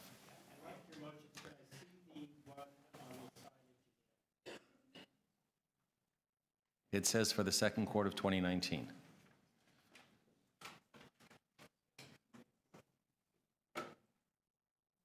And I have no problem with that. The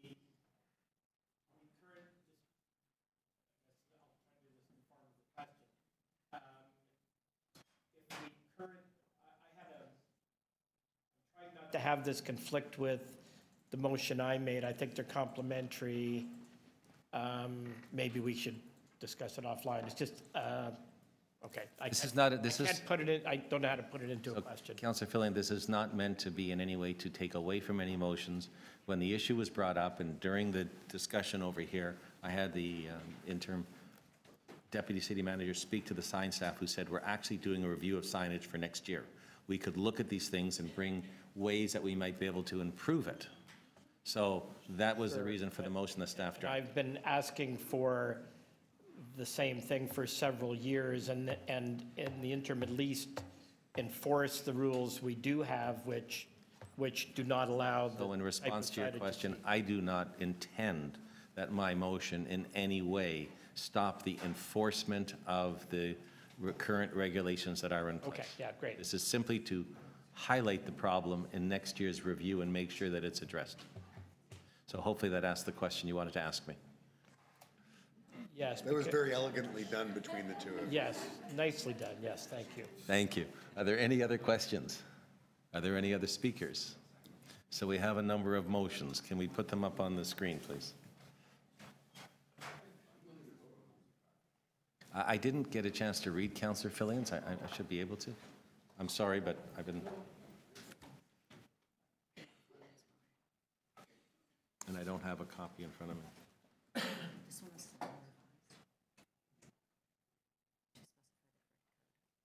So this was revised to specify the correct code. Councillor Fillion, all those in favor? Opposed? That's carried.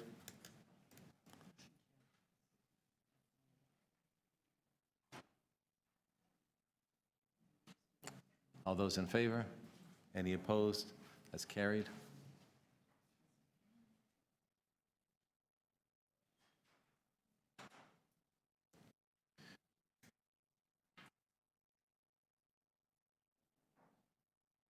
All those in favor? Opposed? That's carried. All those in favor? Opposed? That's carried. There's two more. All those in favor? Opposed? That's carried. And the last one? All those in favor? Opposed? That's carried. The item is amended. Could we have a recorded vote? I think it would be a good idea. All those in favor of adopting the item as amended, Councillor Bailao, Councillor Campbell, Councillor Shiner, Councillor Fillion, Councillor Perks. That motion carries unanimously. Thank you. And thank you again to my colleagues, to the deputants, and the patience of the rest of the people that are here for the TO core issue. Okay, so members of committee, we finished item number 1. Item number 2 is just circulated today, amendments to the Planning Act and Provincial Land Use Planning Appeal System, which we should get a presentation on, but it's not a timed item. Item number 4 is a timed item, and we have some speakers on 5, 6, 7, and 8. One of them carries through to those. So why don't we start with that now? Do you want a presentation first from staff? Or do you want a presentation after the speakers? Yeah. TO core, we're going to do 4, timed item. So,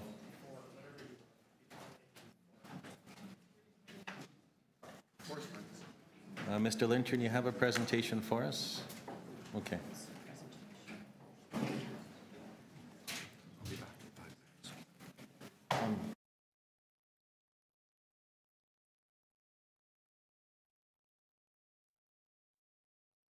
And Mr. Lintern, are you going to give us 4, 5, 6, 7, 8, and 9 altogether? I'll do my best in as brief amount of time as possible. Well, we can call you back as well if we have to. I'm sure there'll be questions after. Just give us a moment to get set up, please. Thanks.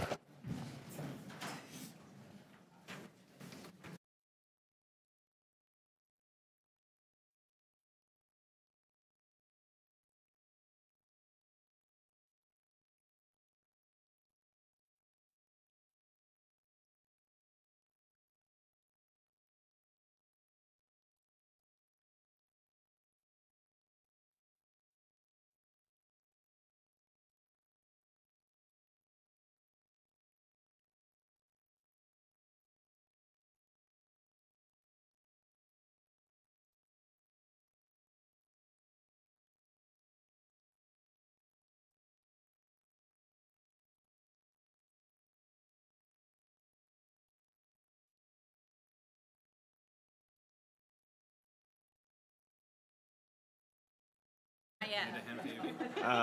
My presentation just disappeared. So.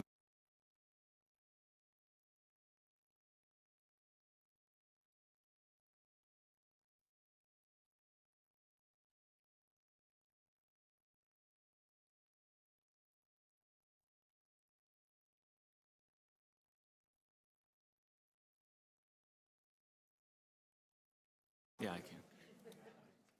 Thank you. Thank you, Mr. Speaker. Sorry, can I get some order in the room now? We're going to start our presentation. Can those of you that have conversations take them outside?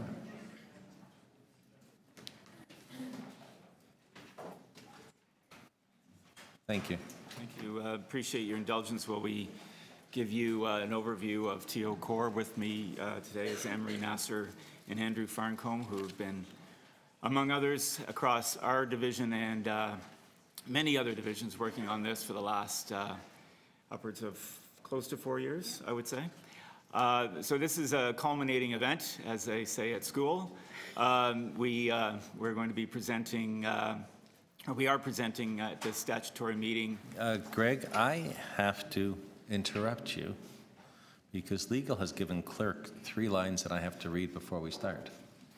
Planning and Growth Committee is holding a statutory public meeting in accordance with Section 26 of the Planning Act for item PG 29.4 TO Core Downtown Official Plan Amendment. Oh, statutory special public meeting. So your first big presentation is very special to us. And I've read this out and made the clerk happy. Sorry for interrupting you. Thank you. It's also special to me. So the matter before you is TO Core. It is, as you just indicated, an amendment to the official plan that brings forward a comprehensive and integrated planning framework for the City of Toronto's downtown for the next 25 years. The plan, the OPA, includes amendments to the main part of the plan, Section 221 and Map 6 of the official plan. It includes the addition of a new downtown plan, and it includes certain deletions to the enforced planning framework. As many of you know, there are existing secondary plans and many site and area-specific policies covered within the downtown planning area that are affected. This OPA is part of the city's 5-year official plan review and is a component of the work program to bring our official plan into conformity with the growth plan for the Greater Golden Horseshoe, which was adopted by the province in 2017. Accordingly, we're recommending, as you noted, Chair, that the OPA will be submitted to the Minister of Municipal Affairs for approval pursuant to Section 26 of the Planning Act. We've been here a couple of times through the course of the process and have identified the geography. Many of you are familiar with the geography. Really, the plan is providing a blueprint to manage the growth for the next 25 years. We have enjoyed great livability as the city's downtown has grown in the last 25 years. We want to maintain that livability through the lens of complete communities, ensuring that there is space really for the economy to grow and people to continue to enjoy living downtown and want to live downtown.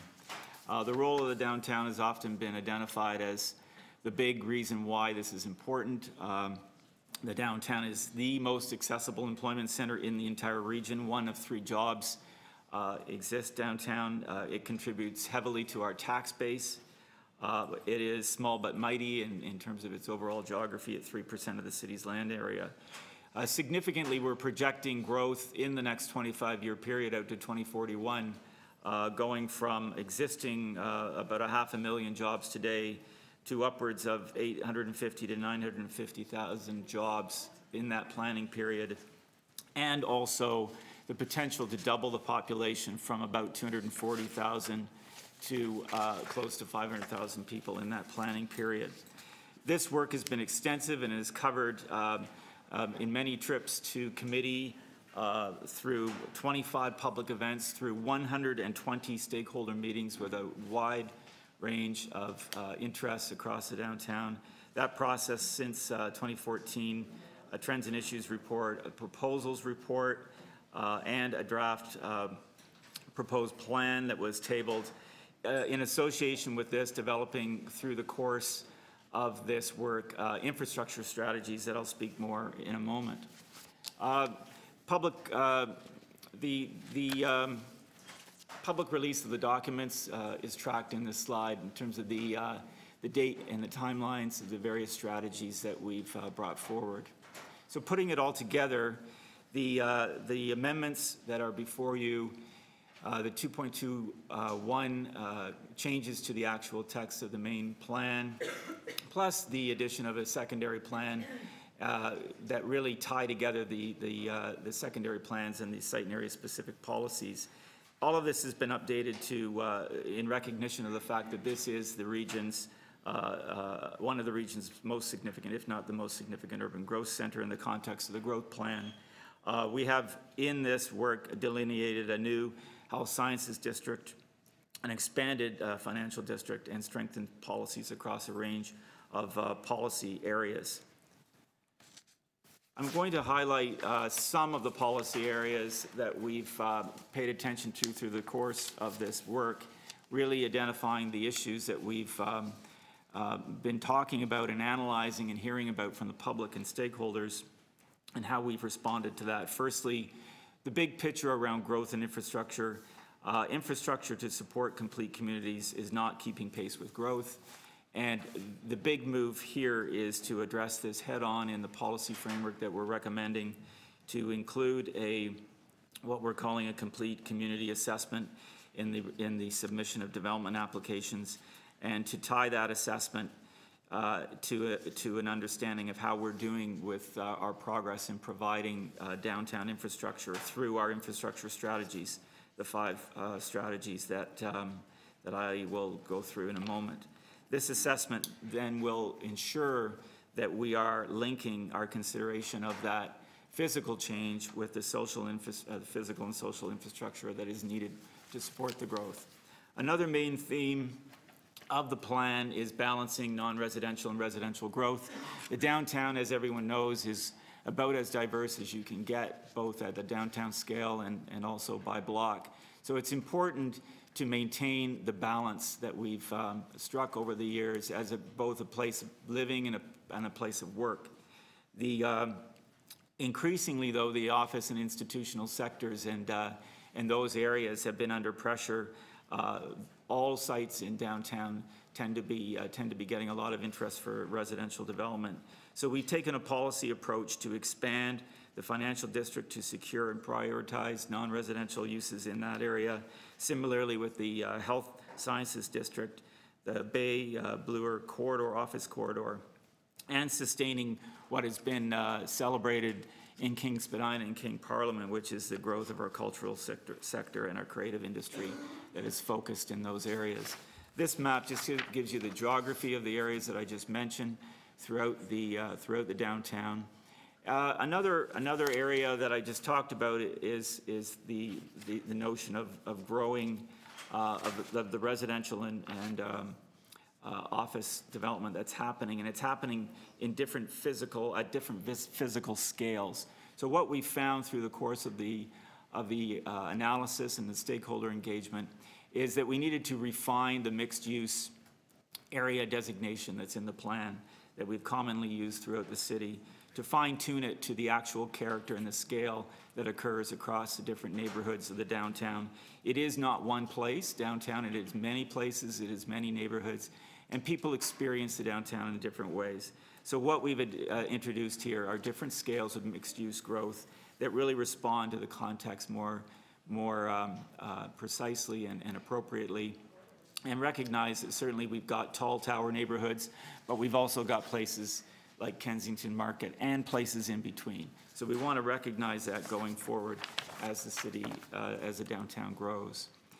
The policy frameworks that are being introduced for parks and public realm just briefly respond to the fact that there has always been increasing demand for parks and an exemplary public realm. We have done a lot of work, but this plan brings a policy framework that knits it together, provides a structure for acquiring new parkland and expanding existing parks, and connecting those parks through a public realm. Includes a policy for a new alternative rate for parkland dedication, prioritizes on-site dedication, and introduces the notion of a strategy that I'll speak about in a moment. Mobility policies basically at the downtown scale recognize that we're not growing road space. It's a fixed asset. We're not growing and building new roads, but we have to use that road space more smartly to accommodate moving people.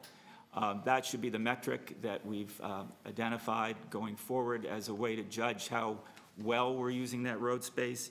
And based on that philosophy, bringing forward a policy framework that prioritizes active transportation and transit, builds on the fact that most people are moving around downtown on foot or on bike or or by transit. So through a provision of wider sidewalks, improved clearways and streetscape enhancements, over the mid and long term, expanding the cycling network and addressing more creatively surface transit priority, all the while ensuring vehicular access, goods movement, and improved curbside management throughout the downtown, which is essential to its economic well-being.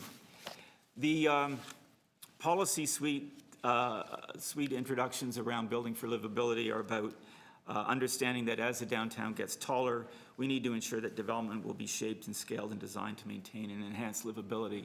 So focus here on sunlight, on public space, on schoolyards, expanding the public realm, and refine policies on how different scales of development transition between themselves. Housing, the downtown, as we've studied and as we've experienced in the last 10 to 15 years, is becoming home to new vertical communities. So housing that meets the needs of diverse communities is really the orientation of the policy changes that we've got in front of you. Establishing an 80-unit threshold to require larger units, which is a practice that we've been implementing through development applications, and including policies for the replacement of dwelling rooms where we have a threat understanding of losing a vital part of our housing stock that occurs through dwelling rooms that exist in the downtown. In the course of the work that we've been undertaking, the advent of inclusionary zoning has come forward, and we'll be dealing with that housing tool, not specifically in the downtown, but as a citywide effort. For community services and facilities, the issue has been obviously building complete communities and ensuring that as we grow the population, we actually grow the infrastructure for community services and facilities. So policies around the timely provision of human services facilities, including childcare, recreation, libraries, schools, and other human services. Fostering culture, the growth that we've been experiencing actually puts pressure on the affordability of this kind of space. So the policy framework that we have introduced encourages the retention and expansion of space for culture sector employment, supports the retention of live music venues along with noise attenuation requirements, and identifies new film, given the downtown's use as a film precinct, identifies a new downtown film precinct. From an energy resilience and water point of view, obviously climate change is playing out significantly in the way that we experience city life, extreme weather, and a constrained electrical supply. So the plan includes integration, more fully integrated consideration of various green initiatives, supporting the expansion of thermal energy networks, backup power, and the expansion of water-related infrastructure. Making it all happen, the tools, providing a number of tools to ensure the implementation of the plan policies, requiring development to be closely integrated with the delivery of required infrastructure, and using the increased use of holding provisions for development until conditions are met. And that is assisted by the complete community assessment that is being undertaken. So I'm not going to, given the time, I'm not going to go into detail on the 5 infrastructure strategies. I can come back to that at a later time. Suffice to say that the plan includes supportive, and there are separate reports on the agenda of 5 infrastructure strategies that deal with the actual downtown parks and public realm plan, the downtown community services and facilities strategy, our mobility strategy, are an energy strategy and a water strategy. I can come back to those if we've got more questions later on. And I just want to summarize by indicating what we've recommended in the report, a summary of the recommendations, including ministerial approval of the plan under Section 26 of the Act, coming back to you with the exact details on alternative rate, approval of the implementation strategies for parks and public realm and the community services and facilities strategy of the 5, a street typology, recommendations for a street typology study and transit area study that will identify other opportunities, retail priority street zoning update that is before you, and more work in specific areas around built form, public realm, and heritage studies. Also, ultimately, a rationalized planning framework that deals with amendments to existing secondary plans and site and area-specific policies. So I will leave it there, and we can hear the deputations and certainly take your questions after we've heard from the public. Thank you very much. Okay, thank you, Mr. Lyncher. So we're going to go to deputations. We do have quite a few. We're probably looking at, well, we are looking at coming back in the afternoon. So I hope my colleagues are available because we'll be going through quite a number. If I could ask when you come up, you have 5 minutes to speak. Everyone's entitled to that. We're not changing the time. If you can stay on the issues that you have with the plan so we can understand your concern, that would be great. If someone said it before and you want to just say they were great and shorten your speech, that's also very much appreciated. That gives us a chance to get on and get everybody's concerns hopefully addressed within the time that we have before we lose members this afternoon. So I'll start with, PG 29.4, and there are some people that wanted to speak to number 5, 6, 7, 8, and 9. So if they wish to speak to them at the same time, that'll be great. If they do wish to speak to them separately, they are entitled to do so, but I'll bring that to our attention when they come. So the first speaker I have is Ozma Malik. Please come forward.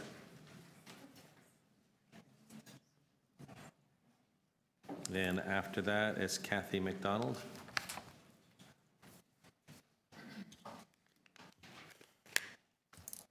Okay, and again, we have certain items we can and can't deal with. I know part of yours is education, which is not under our purview, but if you can deal with the issues that are here, it's very much appreciated. Great. Thank you. And the clock will be running over there. All right.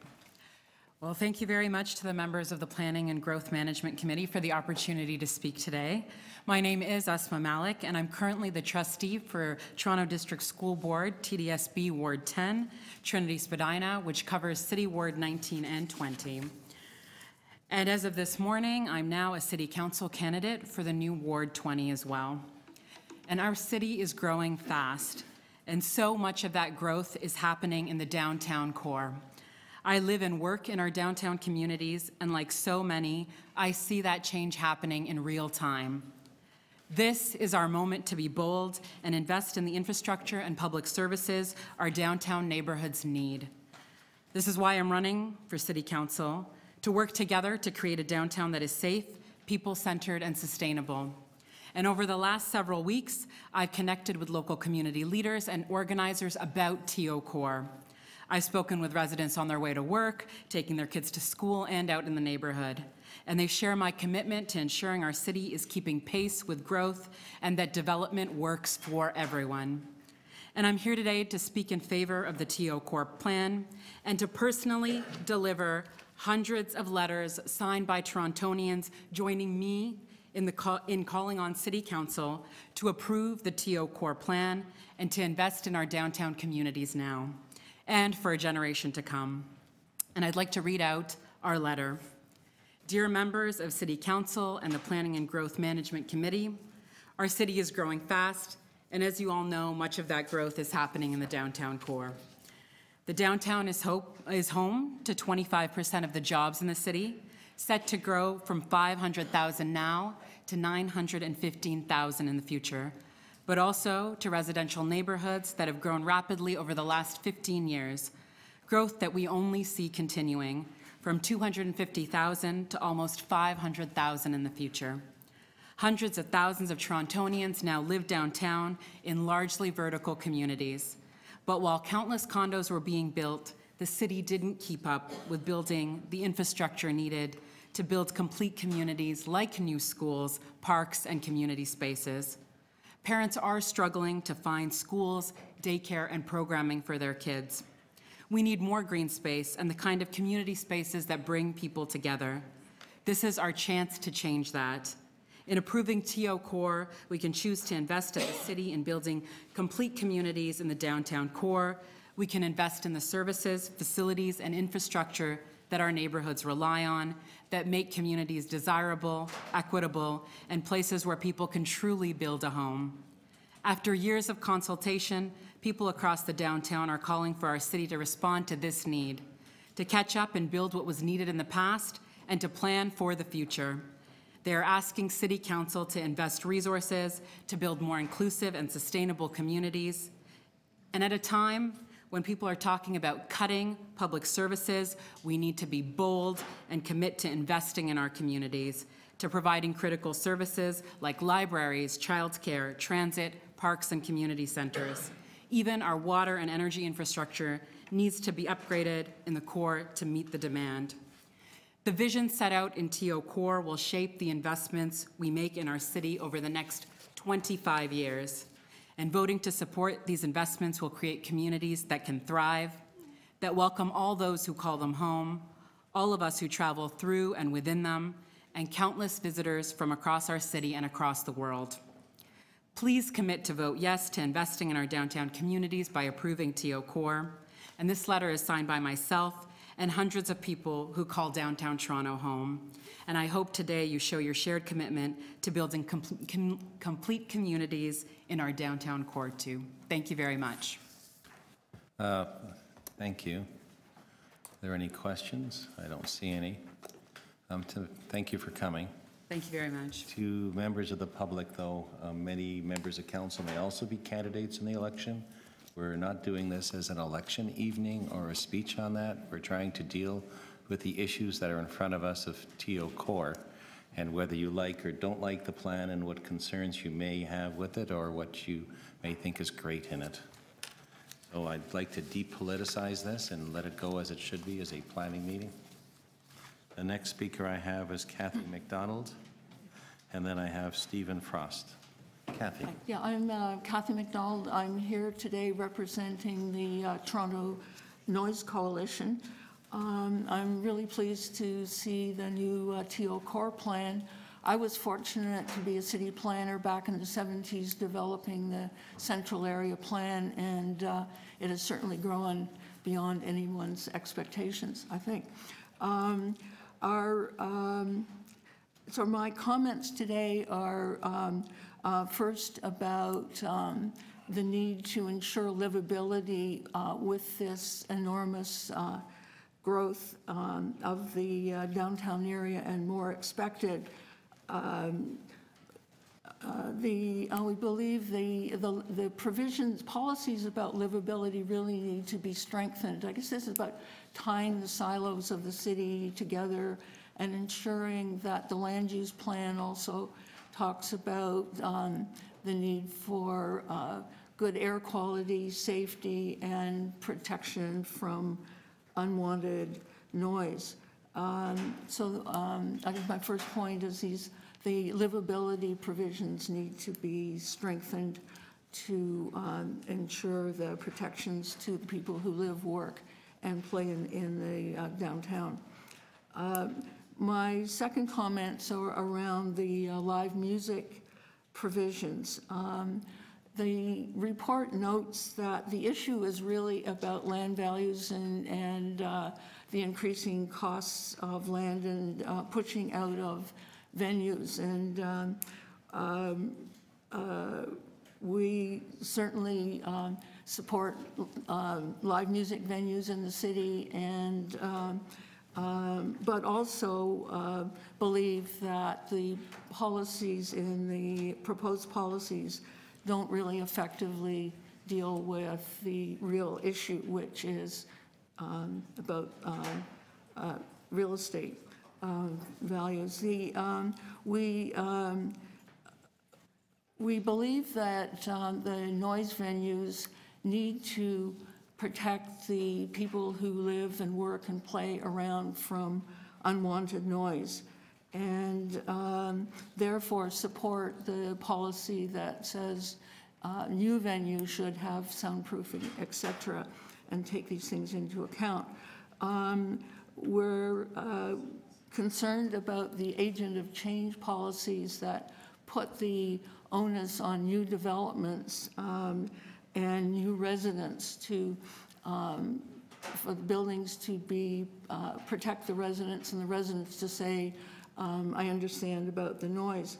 So what about the 250,000 people who already live in the downtown and they're not protected?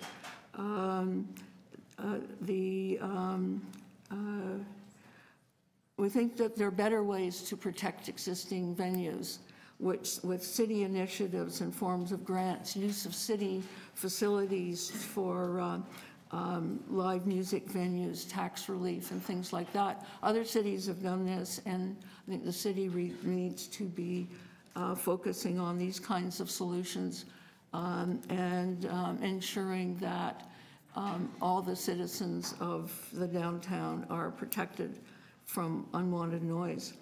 The other policy area is around the use of open space, and having live music and making these spaces vibrant is really important, but there also needs to be some rules around how do these activities affect people living in the area, and we recommend that the use of spaces for events be include consultation with people living around to ensure that it all works together and people can sleep at night and we can all enjoy the wonderful activities that happen in the downtown. That's what I want to say today. Thank you. Are there questions from non-members of the committee? Councilor Mary Margaret. Thank you very much. Thanks for coming in, Kathy. So I respect you want to get a good night's sleep, as we all do. Are you, in general, are you supportive of live music in the city? Yes, I said that. Yeah. And so when you're saying consultation, what does that mean in your mind? Well, there's, I mean, it really depends on the situation, but it's around hours, it's around mitigation measures, it's around what are the activities. I mean, I should note that there's lots of venues that operate very effectively and don't create havoc for the people who live around and make all the noise complaints about them. Yeah, I don't think that it's not a simple process, it's a consultation process. I believe that's how things get worked out, and certainly Will Johnson's process that we just heard about with the dealing with complaints about infill construction shows how well that can work. And can you list some of the venues that you feel operate effectively with?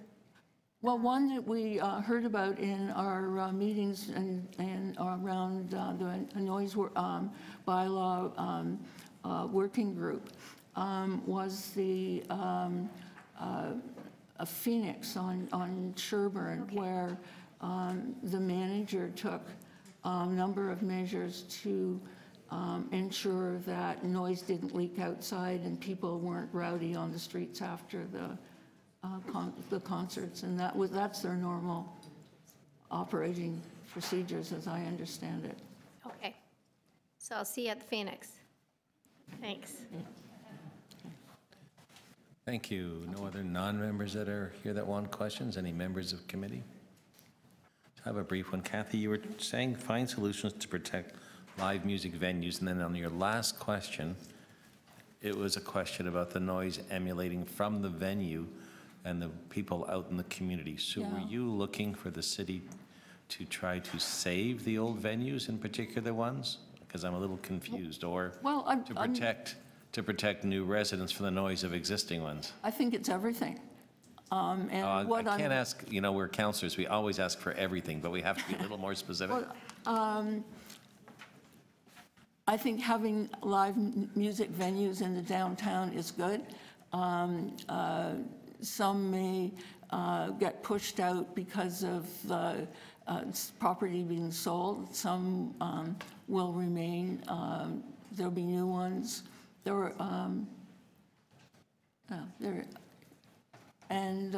there other venues that you thought are things that should be protected?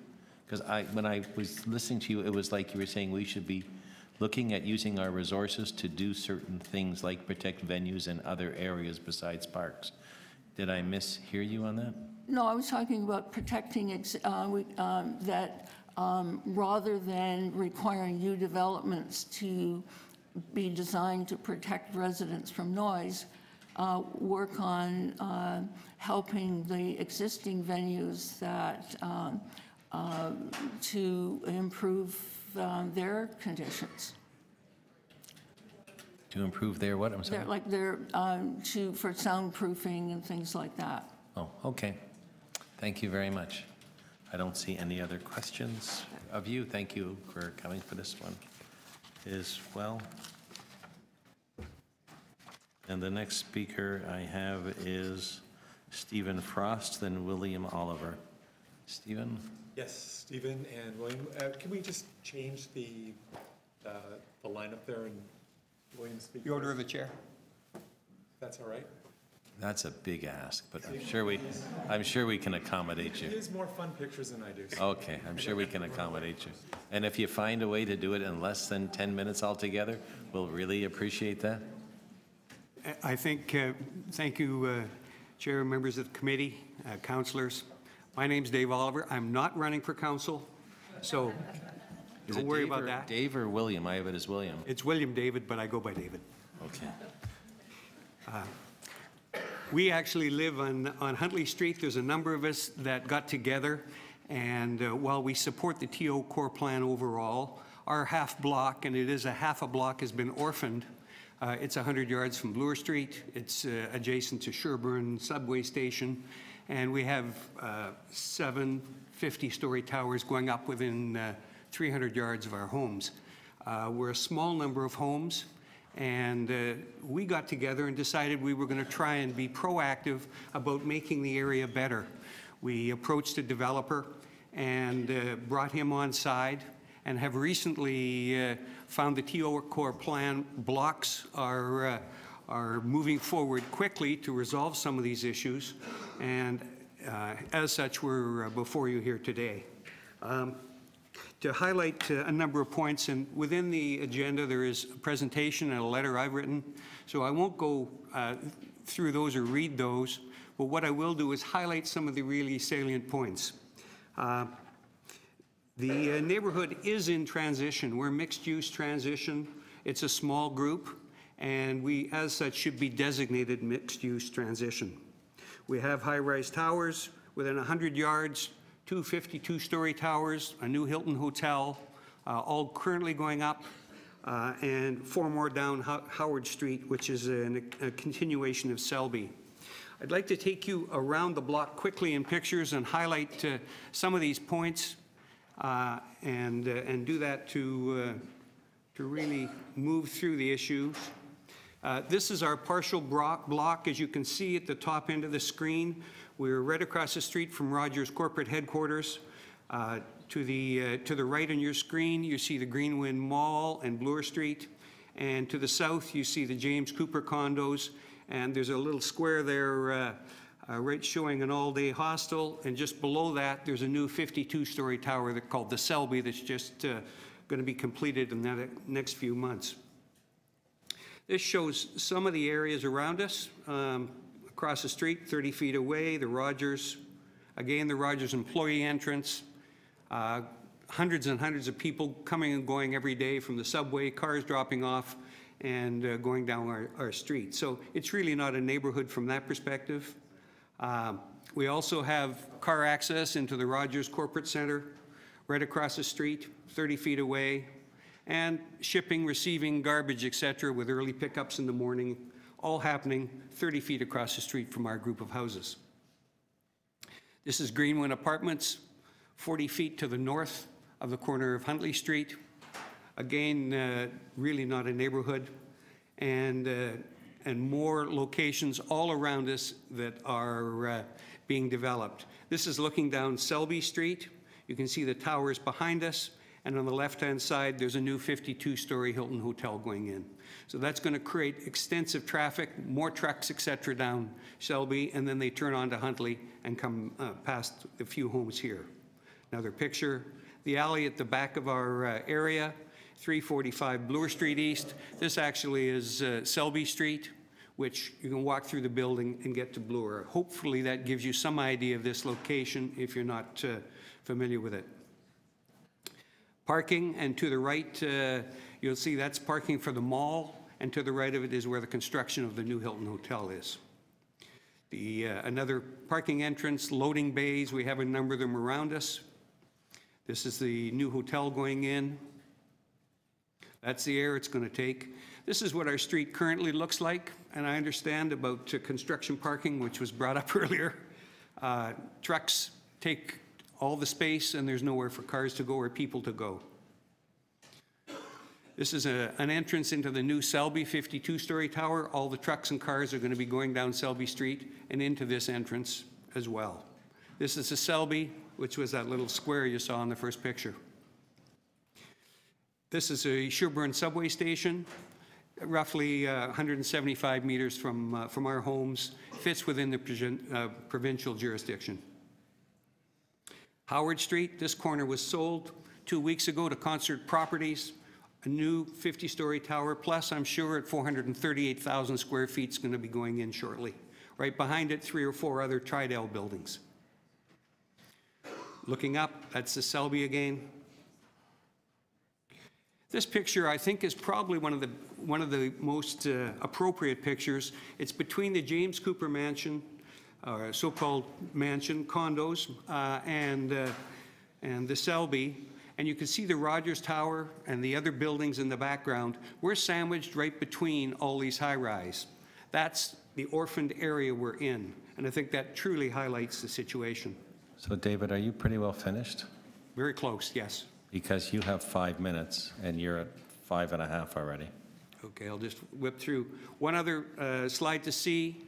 This is to the south of us. This is a school area that I'm sure will get developed shortly. Our alley at the back, we're surrounded.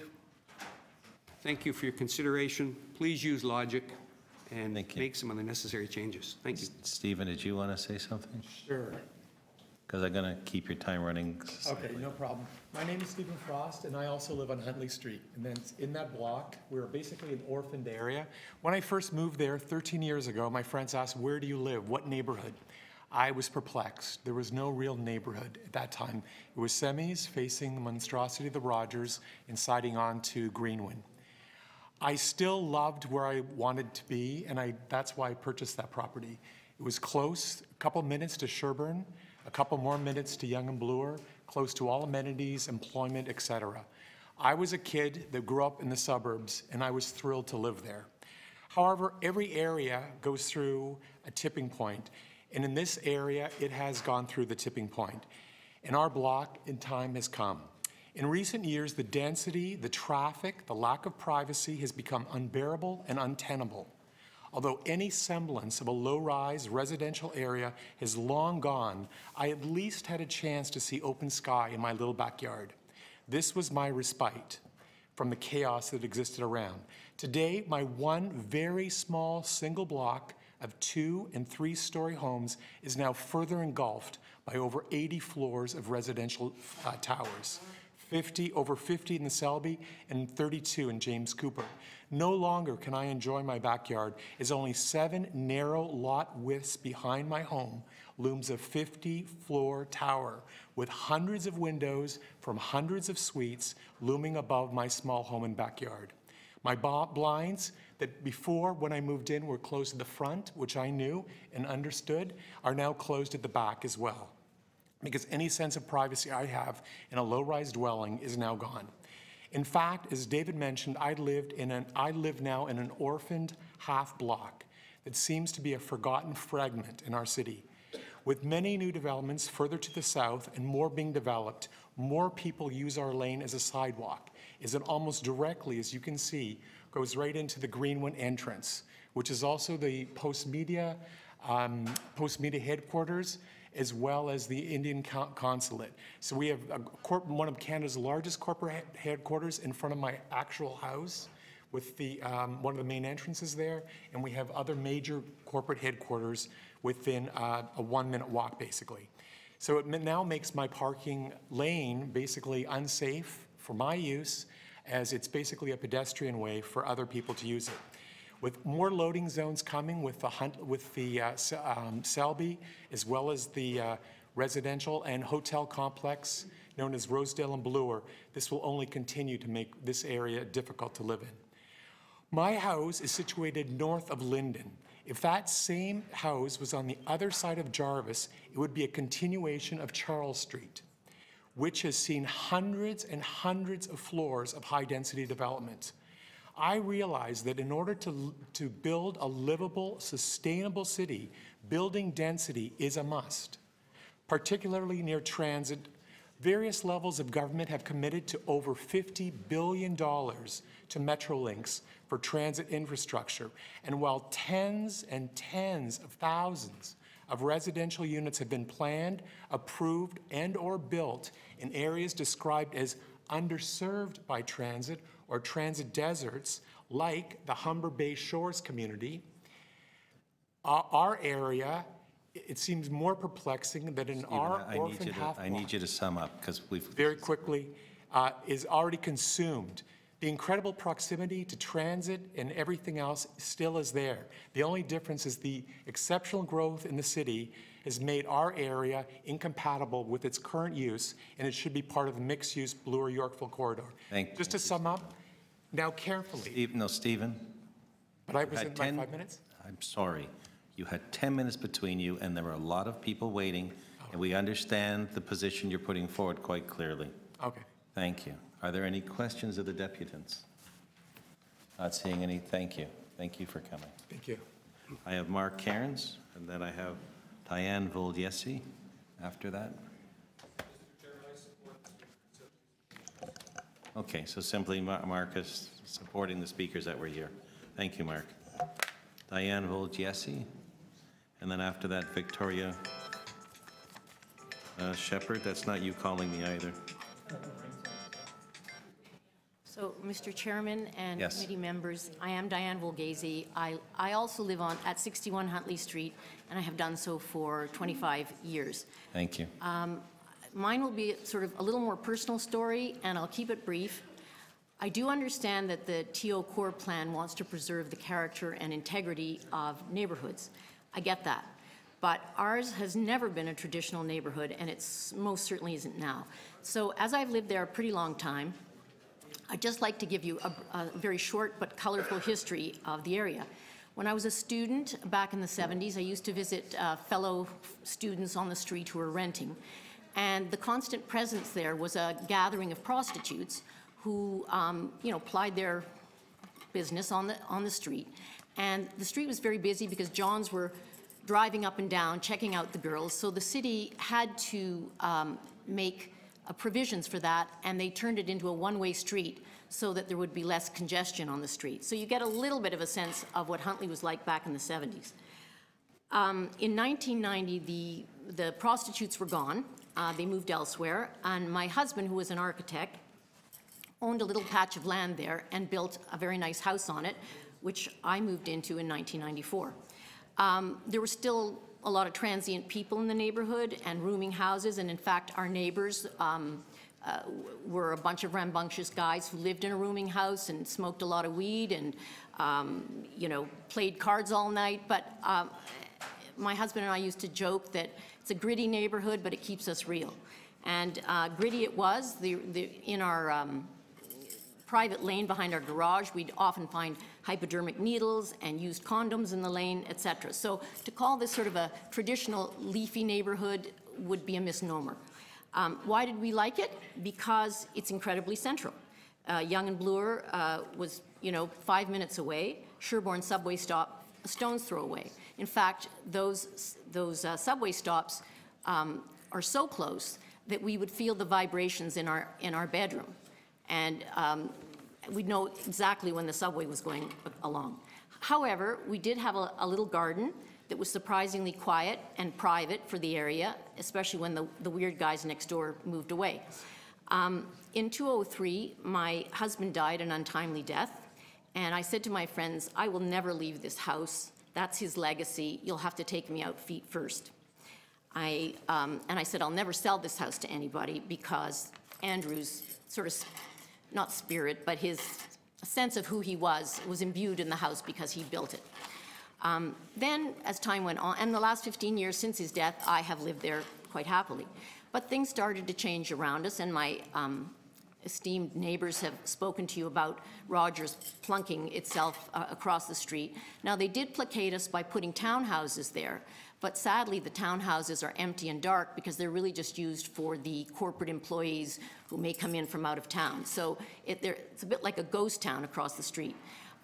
They've talked to you about Greenwind Plaza. One of the problems that we've had is that people park in front of our garage in our private lane so they can run in and get a burger from McDonald's, or they can do their shopping at no frills. So that has been a little bit of a problem, but we've put up with it. Then when these two behemoths, the 32-story James Cooper condos came, and now in construction the 50-story Selby, things really sort of took a turn. Selby, the traffic on Selby is so congested that drivers now use our private lane as a thoroughfare to take a shortcut to Linden Street, and that happens very regularly.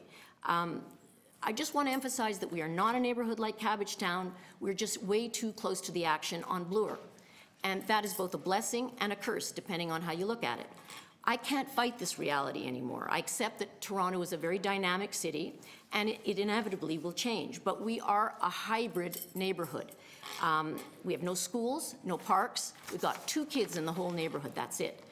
There's just too much noise now, too much traffic, and I think I have to leave. It's just no longer, they talked about livability and enjoyability in my community. I don't have that anymore. And 9 people on my block agree. And how often do you get 9 people to agree to anything? So our value lies in the proximity we are to Bloor Street.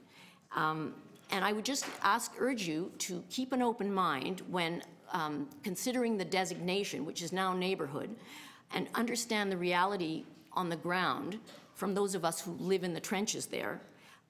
In my humble opinion, it makes eminent sense to designate this area mixed use, because in essence, it already is. Thank you.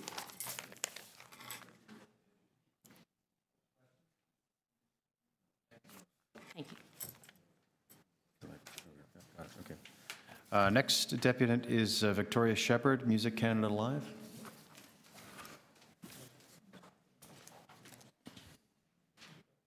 Good afternoon. Good afternoon. You have 5 minutes. Thank you. My name is Victoria Shepherd. I'm the Director of Operations at Music Canada Live, Canada's live music industry association. I'm here on behalf of our board, membership, and our Executive Director, Aaron Benjamin. Music Canada Live is dedicated to helping the live music industry develop its full potential through research, collaboration, and advocacy across Canada. Our mission is to entrench the economic, cultural, and social value and power of live music. Thank you for the opportunity to appear before you to discuss TO Core. In 2015, Music Canada Live helped release an economic profile of the live music industry in Ontario called Live Music Measures Up. We established that this critically important sector contributes $1.2 billion to provincial GDP and creates 20,000 jobs. 83% of the companies interviewed were projecting future growth. Toronto is the single largest market for this sector. For the past 2 years, Music Canada Live has been part of the Ministry of Tourism, Culture and Sport provincial roundtable called the Ontario Live Music Working Group. On April 16th, we launched a document called the Vision for Ontario's Live Music Industry. This is an approach to position the sector for further growth across the province. The vision notes the importance of deeper industry and government collaboration, especially where regulatory issues are concerned, such as ensuring that noise bylaws are balanced so that they address those who might be affected by live music presentations in their neighbourhoods without imposing undue restrictions on live music stakeholders. Live music plays a vital role across the city by transcending cultural differences, promoting public celebrations, fostering vibrant communities, and making Toronto a desirable city to live in or visit. In August 2015, the Toronto Music Advisory Industry Council, TMAC, submitted noise bylaw recommendations, which specifically recommended that the city use the agent of change principle in specially designated areas of Toronto to determine responsibility for noise mitigation costs. Developers and building permit applicants should be advised of pre-existing neighboring music venues and of the responsibility to implement reasonable reduction measures, including appropriate noise reduction.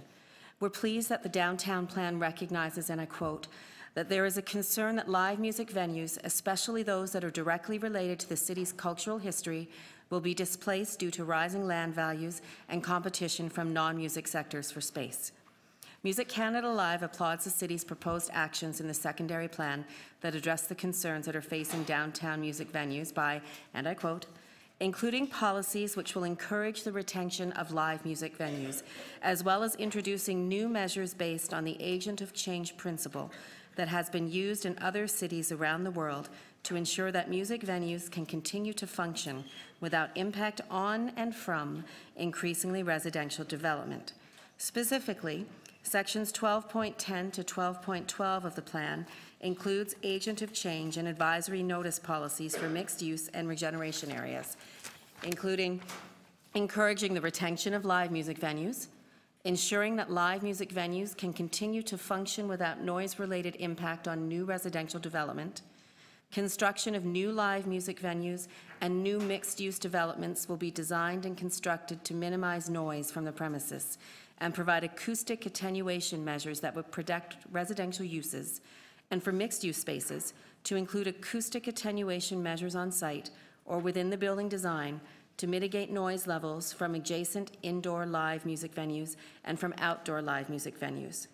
Developments containing residential units that are located within 120 meters of a live music venue will be required to include an advisory within the site plan agreement and/or condominium declaration that notifies purchasers, lessees, and tenants of possible noise that may arise from its proximity to a live music venue. Live music generates millions of dollars in revenue, employs thousands of people, drives tourism, and makes Toronto the thriving cultural centre where we love to live and work.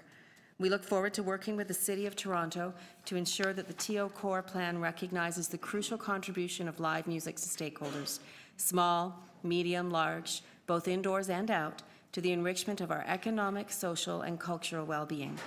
Thank you for the opportunity to speak with you this morning. Thank you. Are there any questions of the deputant? Not seeing any. Thank you very much for coming. Next, I have Lynn Robinson. And after Lynn, I have Ricky Weissner or Wisner? Thompson. My name is Lynn Robinson. Thank you for the opportunity to speak to you. I'm the chair of the Toronto Island Noise Committee. I've been on the noise beat for about over 20 years in the Toronto Harbour, struggling to find a way for residences and the music industry to coexist so that they can go on with their business, we can go on with our lives, and we are good neighbors to each other. It's taken a lot of work.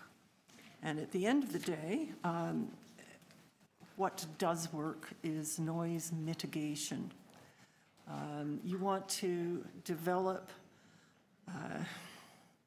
good relationships with your venues at the get-go so that they do the things they need to do to protect the residents. And the residents are, we can tolerate a fair amount of noise if we are in good relationships with our venues.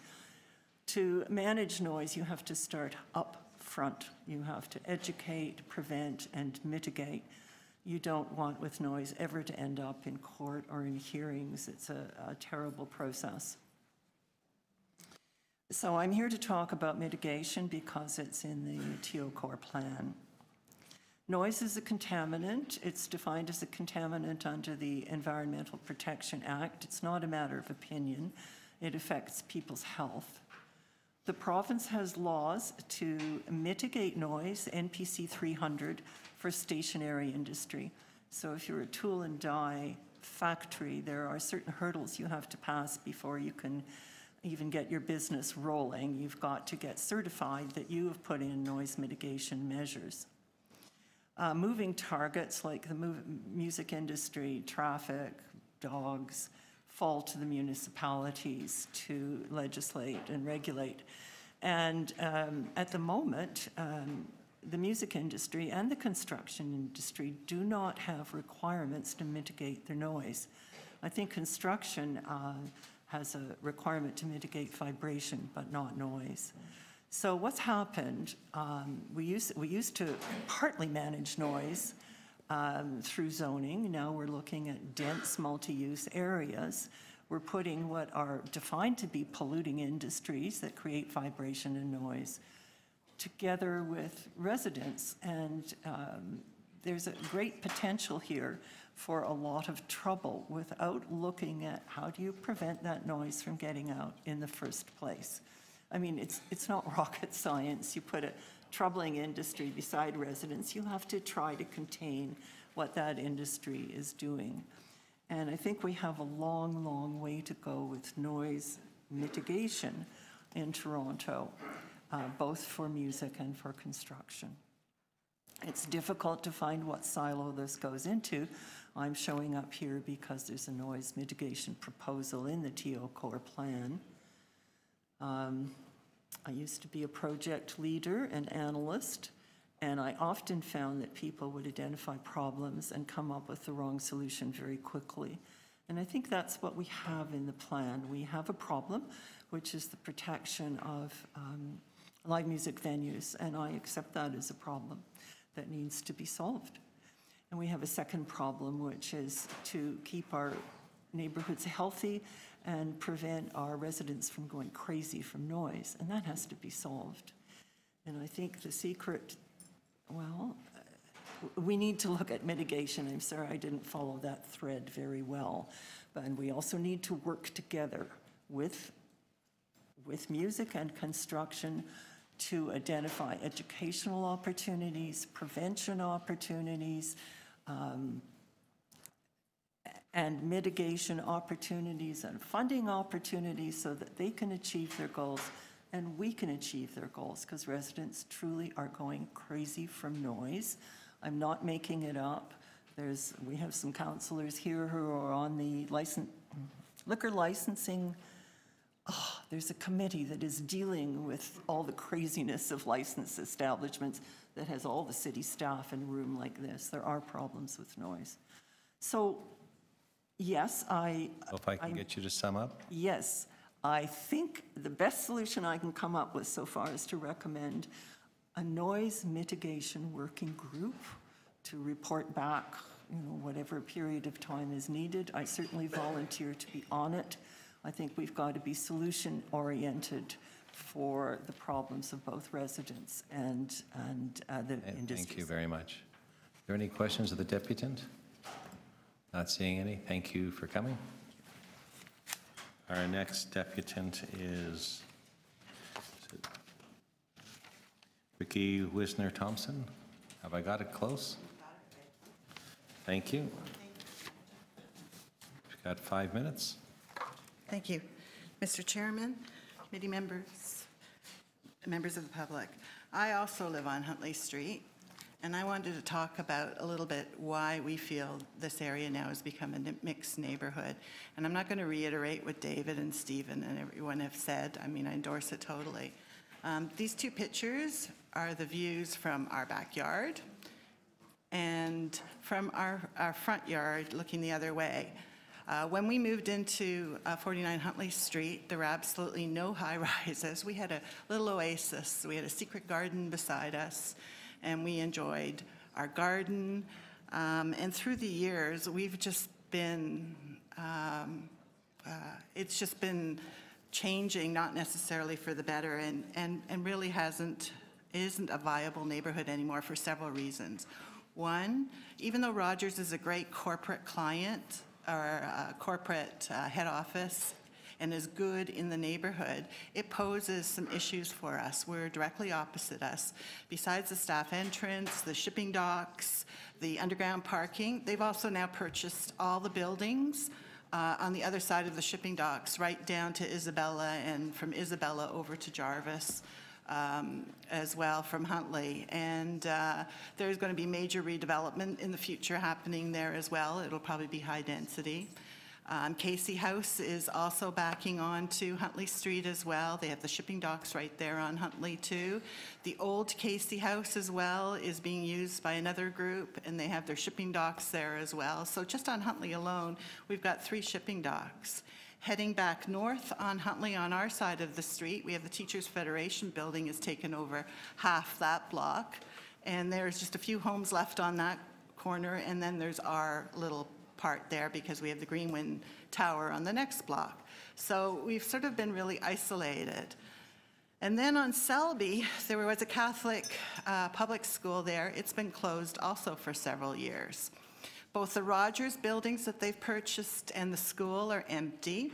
The facade houses that were built by Rogers are underused, and we never see anyone going into that area. Like we've been dying basically with what's been going on. The traffic, because of the way the one-way streets have been developed, in order to get to the shipping docks for all the entities, which include the 3 shipping docks that will be on Linden. One of them's operating right now. The Rogers one, the ones further down on Huntley, both for Casey Hospital and for Casey House, and also for the Cooper Mansion. They have to do a horseshoe around us to go up Linden Street as well. Every day we've got garbage trucks and all sorts of commercial vehicles. McDonald's has tractor trailers. They don't even try going in the shipping docks. They just park on Huntley Street and do their skid deliveries every day from there. We have a real increase in pedestrian traffic now from Charles Street coming through the walkway that they can walk through in Rogers, as well as our laneway and also the employee entrance for Rogers. The sidewalks are far too narrow. The traffic is heavy. We've become Bloor Street in a way. And that's really changed the nature of our neighborhood. We feel with better urban planning, designating the area as mixed use, there's a possibility of perhaps improving the neighborhood a little bit and doing more vertical living and trying to improve the neighborhood, the quality of the neighborhood. And I guess that's sort of really about it for us. We basically feel like we're living in a canyon with no sunlight, lots of noise, and lots of people. And that's it for me. Thank you very much. I really appreciate your time, and I hope you will consider rezoning the area for mixed use. Thank you. Thank you. Are there any questions of the deputant? Not seeing any. Thank you for coming. Thank you. And for keeping it under 5 minutes. I have Carolyn Johnson. Is Carolyn here? Good afternoon, Chairman and members of the committee. Carolyn, are you going to be talking about all your items at once, or do you want to talk about the other ones No, later? I won't take you up to lunchtime by doing that. I'd like to do my pieces later. Okay, no problem. Please go ahead. Perhaps combined after lunch would make sense.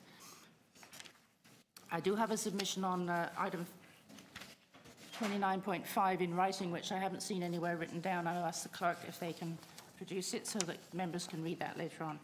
I'm just here really to echo what was said by the deputants Lynn Robinson and Kathy McDonald about live music venues and how they should mitigate their noise, not impose it on the public, especially the public who's already here. The agent of change issue will not help with all the people that already live and work, I might say.